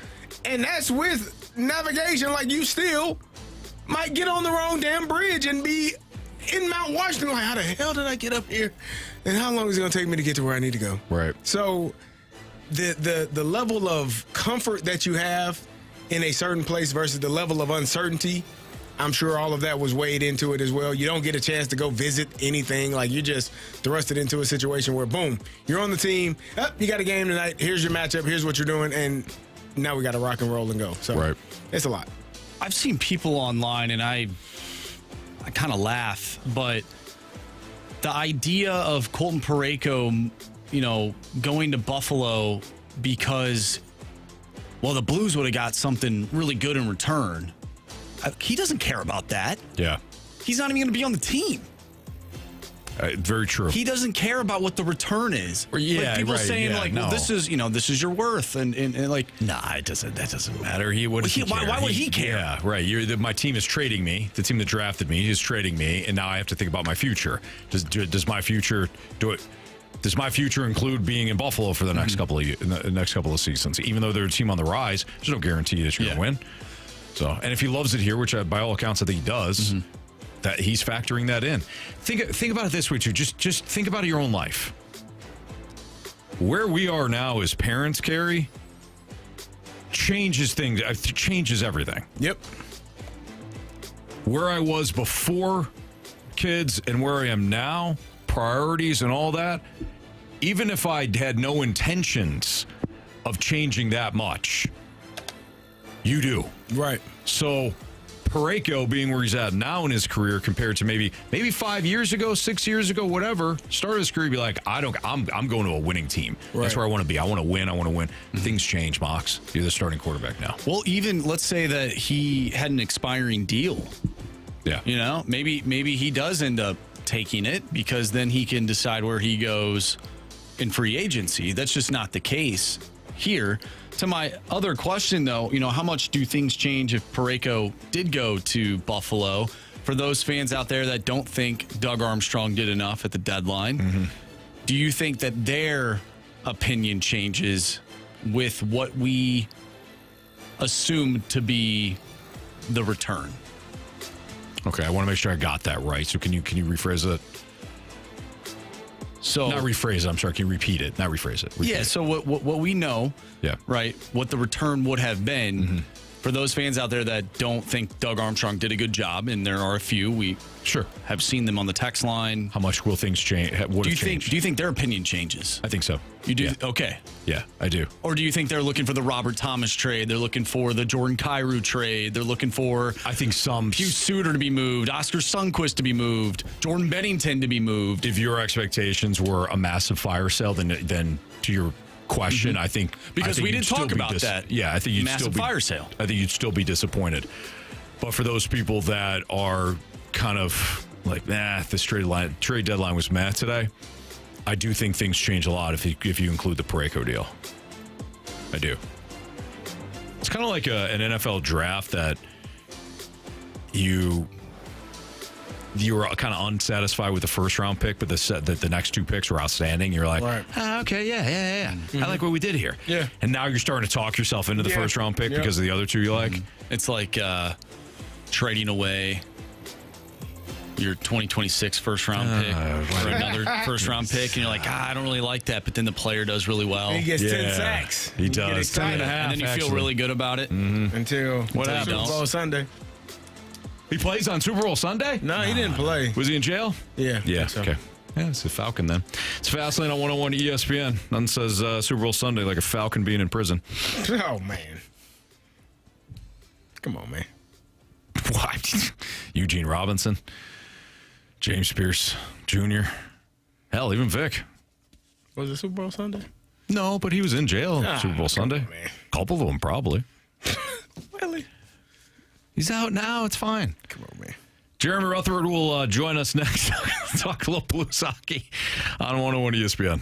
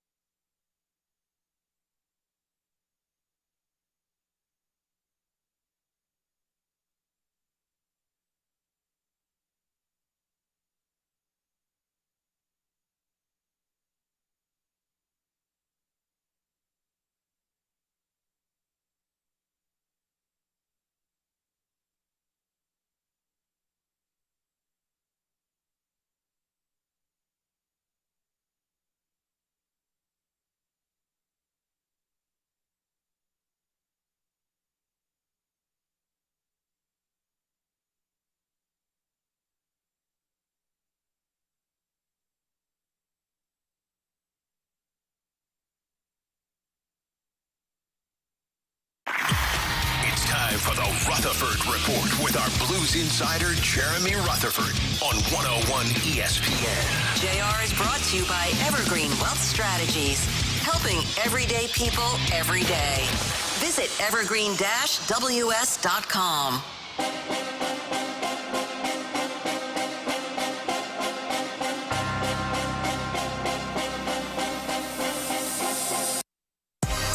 It's the Fast Lane on 101 ESPN with Andrew Marsh and Carey Davis. I'm Anthony Stalter. Let's head to the Collier and Thompson phone line. We're joined by our good buddy, Jeremy Rutherford, our Blues insider with The Athletic.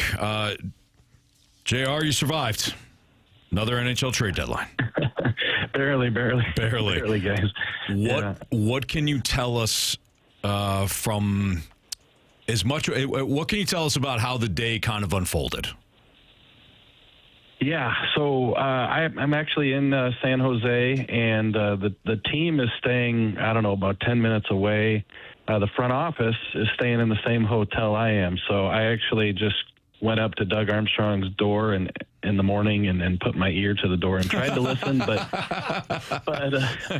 couldn't hear anything. You'll know because I didn't break the Schenn scoop, so you'll know that I couldn't hear what was going on in the room.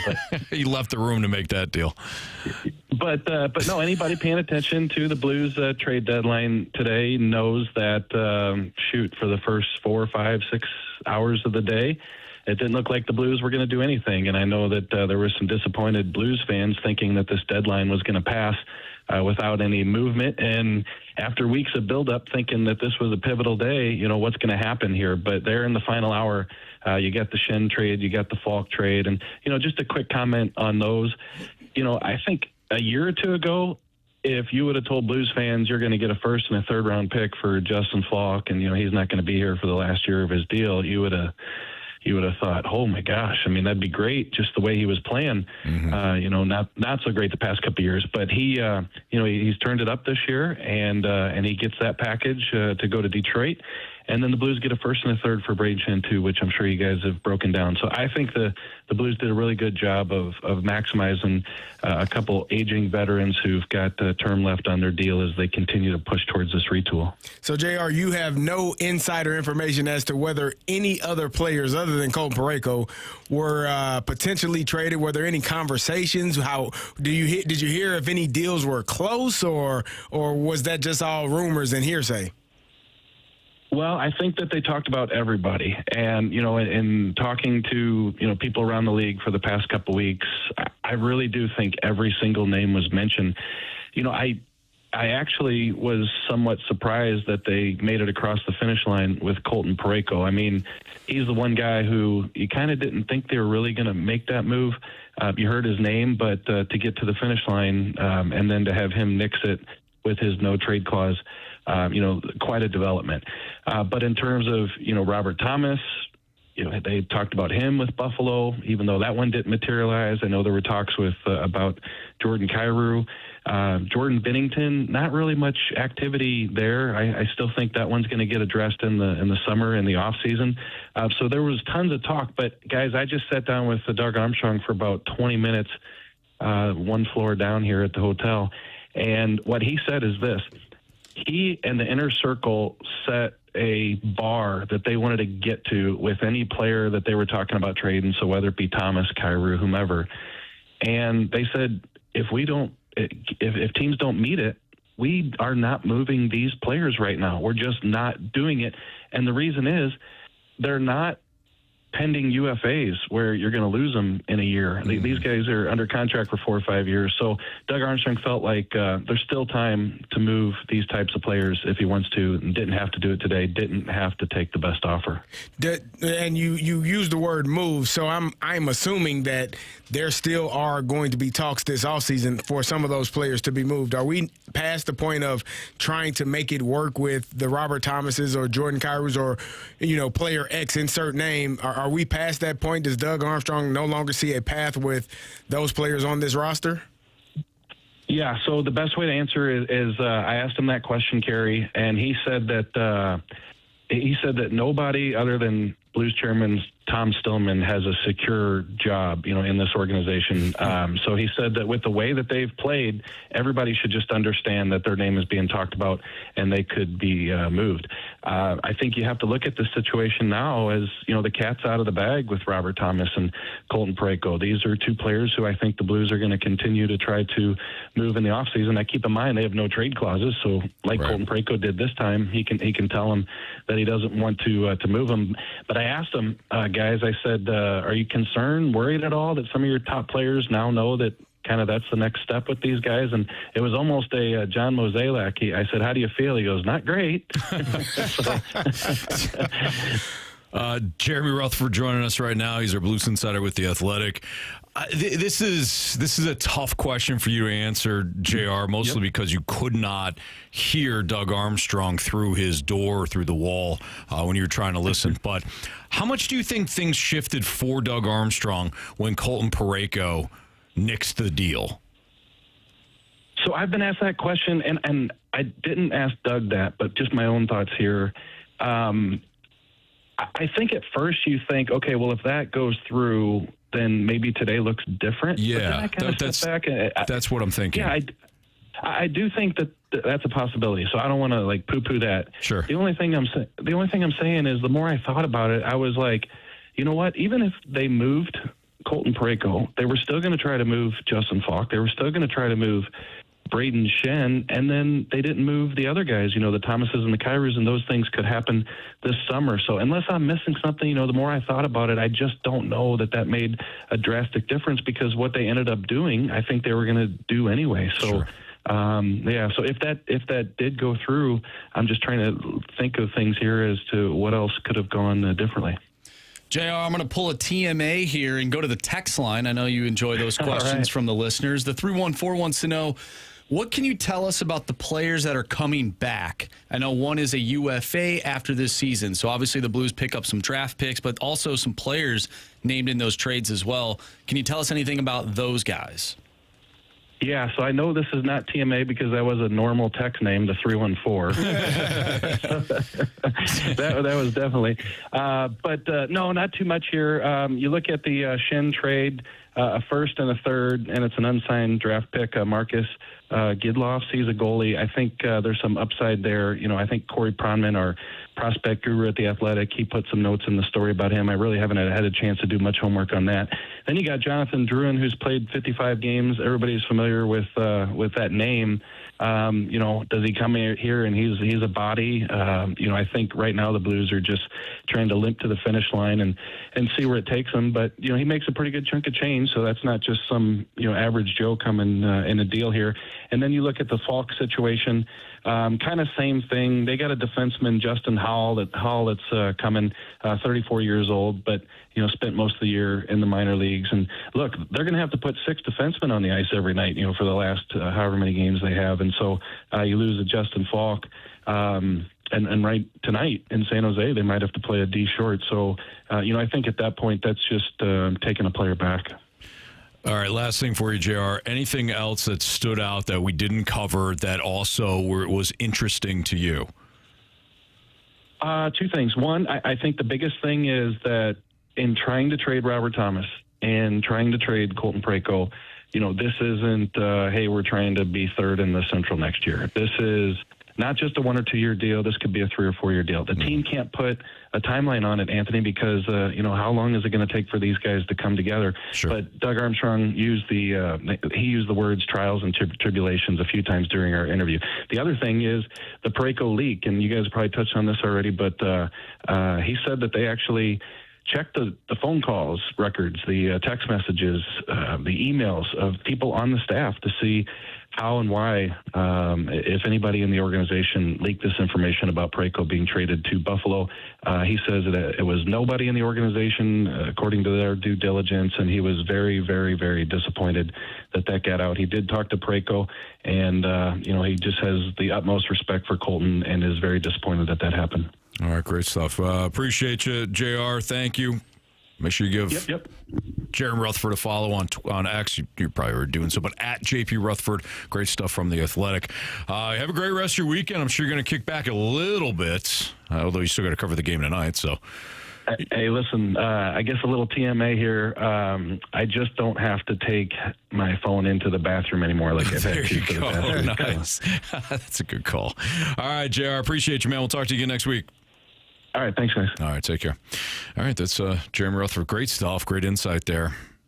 It makes sense. You know, when I asked him the question about how much did things change after Colton Parayko nixed the deal, and what JR said makes a lot of sense. It doesn't have to change much because you still have the offseason. Right. And I thought it was intriguing, like how he said the conversation with Doug Armstrong was going and how he said, other than Tom Stillman, everyone on this team, is can be looking for a new job. So I think that that's important to understand that, this team has to get better, whether it's with the current players or whether it's trying to move some of those current players in the offseason. It doesn't sound like this organization is done with the trade process. And what the team you see 25, 26 could look vastly different for 26, 27. You're absolutely right about that. That's Carey Davis. That's Andrew Marsh. I'm Anthony Stalter. We're going to play Right the Headline. Now, Marsh, do you have a specific scenario? Oh, yeah. It's the NHL Trade Deadline. When it comes to the Blues, give us your headline for the 2026 NHL Trade Deadline. What do you think? Throw it in a headline. We'll read them off, and we'll discuss it. There you go. You can type in your headline for the Blues Trade Deadline at the Air Comfort Service text line at 314-399-9646. Write the headline, and we'll do a quick light the lamp as well. Next in the Fast Lane on 101 ESPN.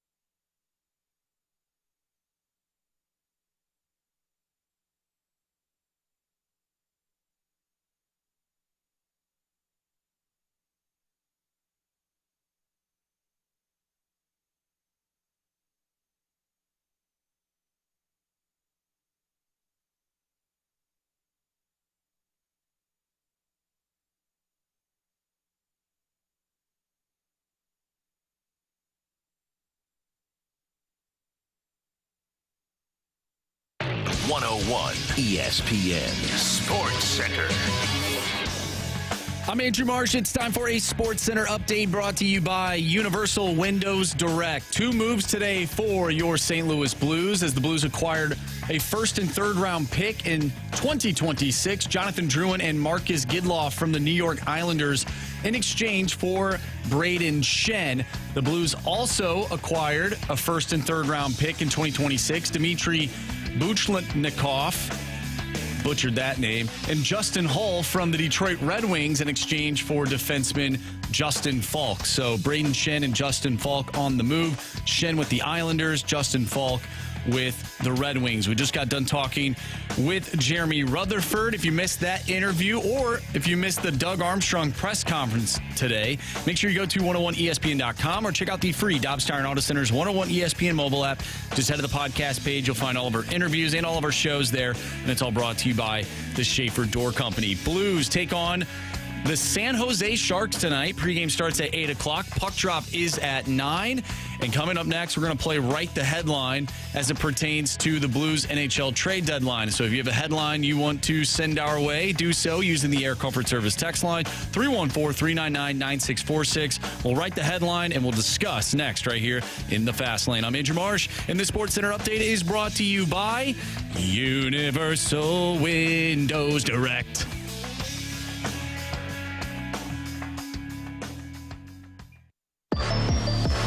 Here's the headline. This morning's headline. There's your headline. The headline is clickbait. No way in hell. Isn't that headline irresponsible?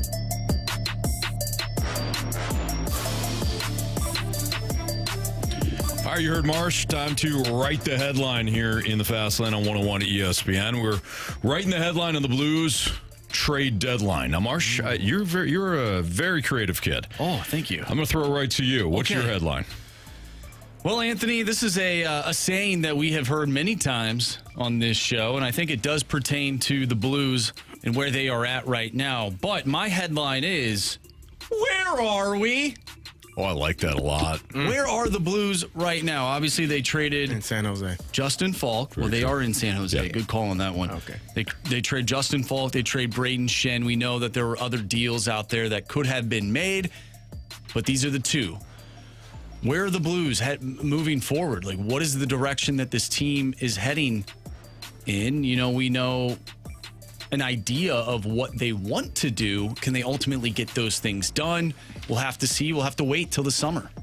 Okay, I like that. Now, Carey, do you have yours? I don't have one. I didn't know we were creating our own. I thought we were just You just thought this was a text line thing and not anything on us? Okay. You got one? Yeah. What do you have? Blues send Schenn Faulking packing. Whoa! Okay. What next? Ooh, I like the what's next part. Mm-hmm. That's a good one. Yeah. That was well thought out. I didn't know we had to come up with our own. I missed that part. Carey, you weren't told. I was not told. You weren't told. And as we know, if you weren't told. I don't do. You don't do. I don't actually know. It sounded like there was a previous attachment to that, but there wasn't. Yeah. Why don't we do this? Why don't we go to the text line? We'll give Carey some time to drum up a headline, and then we'll get back to you before we ultimately play Light the Lamp. Now, are you telling him to do so? Because if not... Carey, write a headline. I'm going to work on it. I got you. I'll try. All right. Let's go to the Air Comfort Service text line, 314-399-9646. All right, Danny Beefcake says Blues Faulk the Red Wings. Okay, so kind of similar. Kind of similar with the old Faulk. And I think that goes to the fact that the Blues did get a first-round pick for Justin Faulk. And I think, as JR noted in the interview, that if you would have said that maybe a year or so ago, we would have been like, what? Yeah. Really? Yeah, no kidding. Yeah, really. Yeah. I mean, a first-round pick, a third-round pick, and they got a 6'7" goalie prospect. Not to say that he's going to be good just because he's tall, but, you know. He's 6'7". 6'7". 6'7". You can block the goal, man. I told you, get a big fella. Absolutely. 636 says deadline headline. Ooh, I like that. Deadline headline. Okay. Ooh, maybe I'll rename Write the Headline when we go to the socials. I'll name it Deadline Headline. I like that. 636. This is Armstrong on the Parayko leak. We're all trying to find the guy who did this. I like that. How about Army in the presser too? Oh yeah. Now Alex says I couldn't see the screen. I think I saw the screen. You saw the screen. You noted that he was laughing when he said this. Kind of, yeah. But Army said when he's talking about the leak, he goes, "It wasn't from our end. I know that it wasn't from our end." And he goes, "But looks like I may have to talk to you guys a lot less."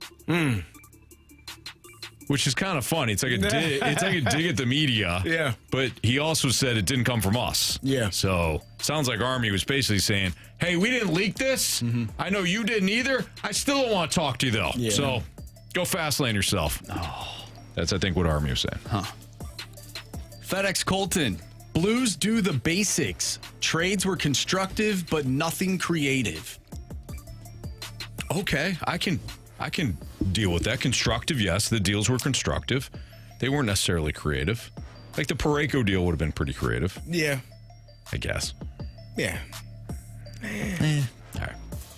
Keep the feet moving. Like this one. 636. Luck out or struck out. Blues deadline passes with Thomas, Bennington, and other underperforming big contracts still on the team. That's a headline. Well, that's a headline with what do they call it? The byline or whatever? Or is that where you put like your name and stuff? What's the Anthony? I don't know. There's another. I didn't go to There's school a for this. headline, and then there's like the something or other. The deadline. No, it's called That's something when else. it's due. This is why we don't write stuff. Right. We This just is talk, why. you know? Why didn't you all get JR to give us a headline? Headline. We didn't tell him to. And then the little thing underneath where they're like, The caption? There's more, maybe, sure. No, caption's under the picture. Yeah, I don't know. What the hell is going on here? I don't know. The Waterboy says, Blues. Whatever, dude. It's not bad. It's not bad. Speaks to where the fans are right now. 636. Get the Faulk out of here. Okay. All right. I really do appreciate the use like of the Faulk's last name. Good usage. Good clean font, too. Yeah. Oh, God. From the 314, Blues look to get younger. Add 2 players over 30. That's pretty good. It's a tongue-in-cheek comment, but I still appreciate it. That's funny. All right. Xavier Malkin says, fans sing the Blues as trades were made, but not for who you think. Okay. Solid. Now, Carey, have you thought of one? I have. But you don't like it. Nah, I give you one, man. I've been working on this for a minute now. Okay. Blues, trade away Schenn, and Robert Thomas says, I'm the captain now. Oh, wow. Yeah. Even though Army was like, hey, we're just going to see this thing through until the offseason. Robert Thomas has taken over the ship. Look at me. Look at me. That's the meeting they had. That's why Army was late. Is that what it was? Yeah. Look at me. I'm the captain. I'm the captain now. You know that whole scene? That whole scene was improv. Was it? Really? Yeah. I didn't know that. Yeah, whoever the actor was that played the pirate. I don't know if he forgot his line or he just said it. Really? And that's why Tom Hanks kind of interrupts him at one point. Goes, "I'm looking at you."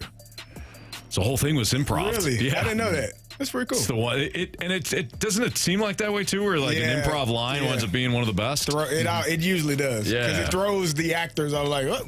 For and sure. then you give a natural reaction. Yeah. as opposed to one you've been practicing and working on. Yeah, because he goes, hey, look at me, and Tom Hanks, I'm looking at you. The work from home Kirkwood dad says Dougie asked, and he shall not receive. Okay. I like that one. The mayor of Melville, the Blues trade aging veterans to bolster their future. Okay. I mean, a little more direct, sure. Yeah. You know, listen, some are going to be funny. Some are going to be very direct. Like the Melville mayor here, he decided, I'm going to take this job very seriously. I like it. Got a couple more, Marsh? Let's or you want to light that lamp? Oh, man. You're cruising through them. Yeah, I'm trying to. Just trying to find. You're trying to find one last great one. I know it. 618 Blue stock up on picks to move up in 2026 draft. This is okay. So a little foreshadowing. A little foreshadowing. Carey, it sounds like you have one. I found one that's pretty interesting. But you cannot read it. I can tell by your tone. Yeah. Oh, really? Yeah. Blues defensive leaks go beyond just on the ice. Oh. Wow. I like it. Yeah. Very good. Very good. All right. Now let's light that lamp. And a couple of guys can really shoot the puck. Shoot! I must confess you scored first. Well, who was the first person? Breakaway! Shoot! Score! We got hockey to learn. Marsh, why don't you tell everybody the big news? Anthony picked up another point. Yes, sir. And is now tied for last place with me. 7 points on the year. Seven's the number. I'm just inching. Matriculating your way down the field. Exactly. Yep. I'm running the ball consistently. Yeah. All right. Jamie texted in. He's going to take Bennington tonight. That's a good pick. Is it me? Give me Logan Mayhew's taking a bunch of shots. Give me Logan Mayhew. Hell with it. You know what I mean? Go score again, fella. Young fella. Why? Find a way. Your not confidence is soaring. Us. Who? Us. Us in the fast lane. Agreed. Yeah. Well, and the Blues. No. Us in the fast lane. Why not us? Right, Anthony? Sure. Could be both of us. No. Go ahead, You Marshy. can only pick one. Give me Robert Thomas. Robert the Thomas is off the board. Capitan. El Capitan. Not yet. Nah. But maybe someday. I'm gonna go with the hot hand here. Give me Dylan Holloway. Bad pick. That guy's seeing the net well. Is that what they say, Marsh? Seeing the net well? Sure. Seeing the puck well? That's only in baseball, isn't it? That's correct. Yeah, I think We'll wrap up the show. That's baseball. We'll wrap up the show next on 101 ESPN.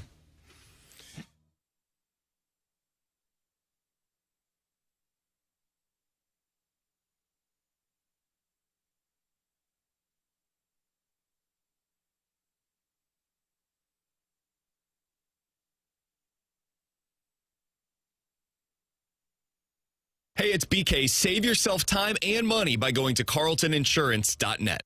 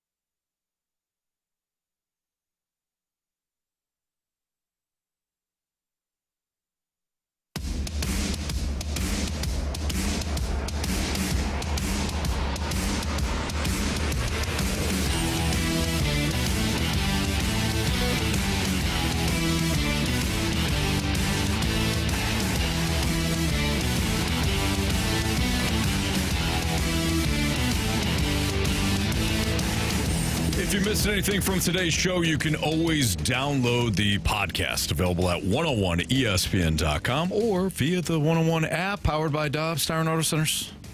Podcast brought to you by Shavador Company. Time to find out what everybody learned today. Carey, what'd you learn today? I learned that people take headlines seriously around here. Yeah, darn right. You don't have one, a headline, a byline, better write one. A deadline. Yeah. I also learned that there aren't any cars across the street anymore. What the hell's going on over there? Isn't that crazy? Oh, there's cars driving by right now. No, in the parking lot, Marshy. Across the street. They're over there. Yeah, I see them. Yeah, it's more cars. Usually more cars over there. What are we talking about? Oh, out front? Well, it's a nice day out. Dealership, yeah. Yeah, I don't know. Maybe the rain that has impacted it, I don't know. Okay. You guys, whatever, dude. We don't work over there. Whatever, dude. You look out the window every damn day, Anthony. I don't recognize it. First of all, I'm blocked by half of these blinds that don't work anymore.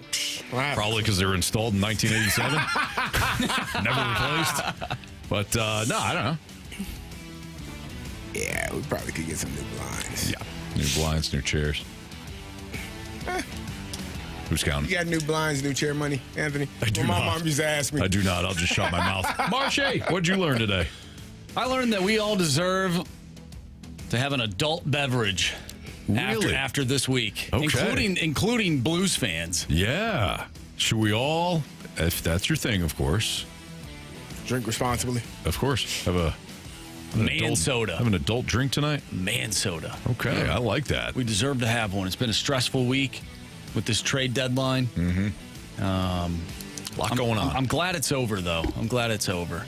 And now we can look forward to Cardinals baseball. Sure. They won 10-2 today in spring training. I think they're crushing it in spring training, aren't they? Yeah, Aren't they unbeaten or something? No, I wouldn't go that far. I think they're like 8-5 or something like that. 9-5 maybe. They're rolling. Something like that. They're absolutely rolling. 7-4. The thing that I learned today. 8-4. 8-4. There you go.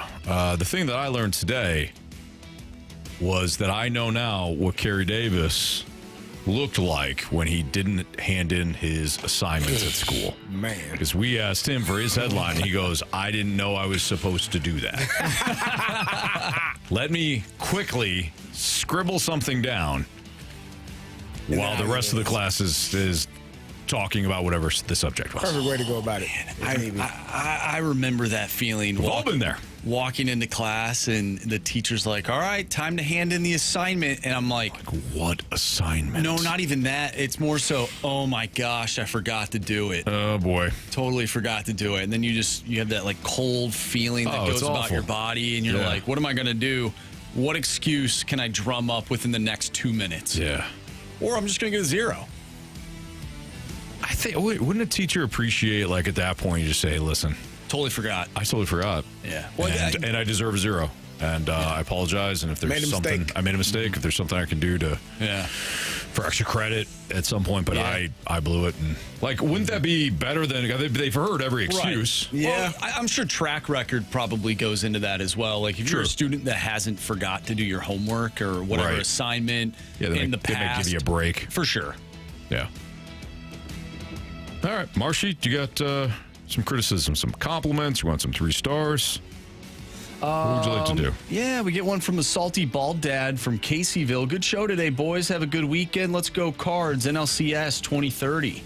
Yeah, I like that. That's the date now people are using. That's a ways away, man. It is. We're going to be here for a while. I hope not. Hey, you never know. Team could surprise. Curb Stomp, as usual, another banger. Have a great Justin Falcon weekend, gentlemen. Thank you. Marsh, well done to slow down a little bit before saying all that. Well, I have messed up words before. Have you ever cursed on the air? Yeah. No, I don't think I have. So you've never been dropped? Never been dumped? I don't think I have. Yeah, I get into this mode where I don't do that. Nope.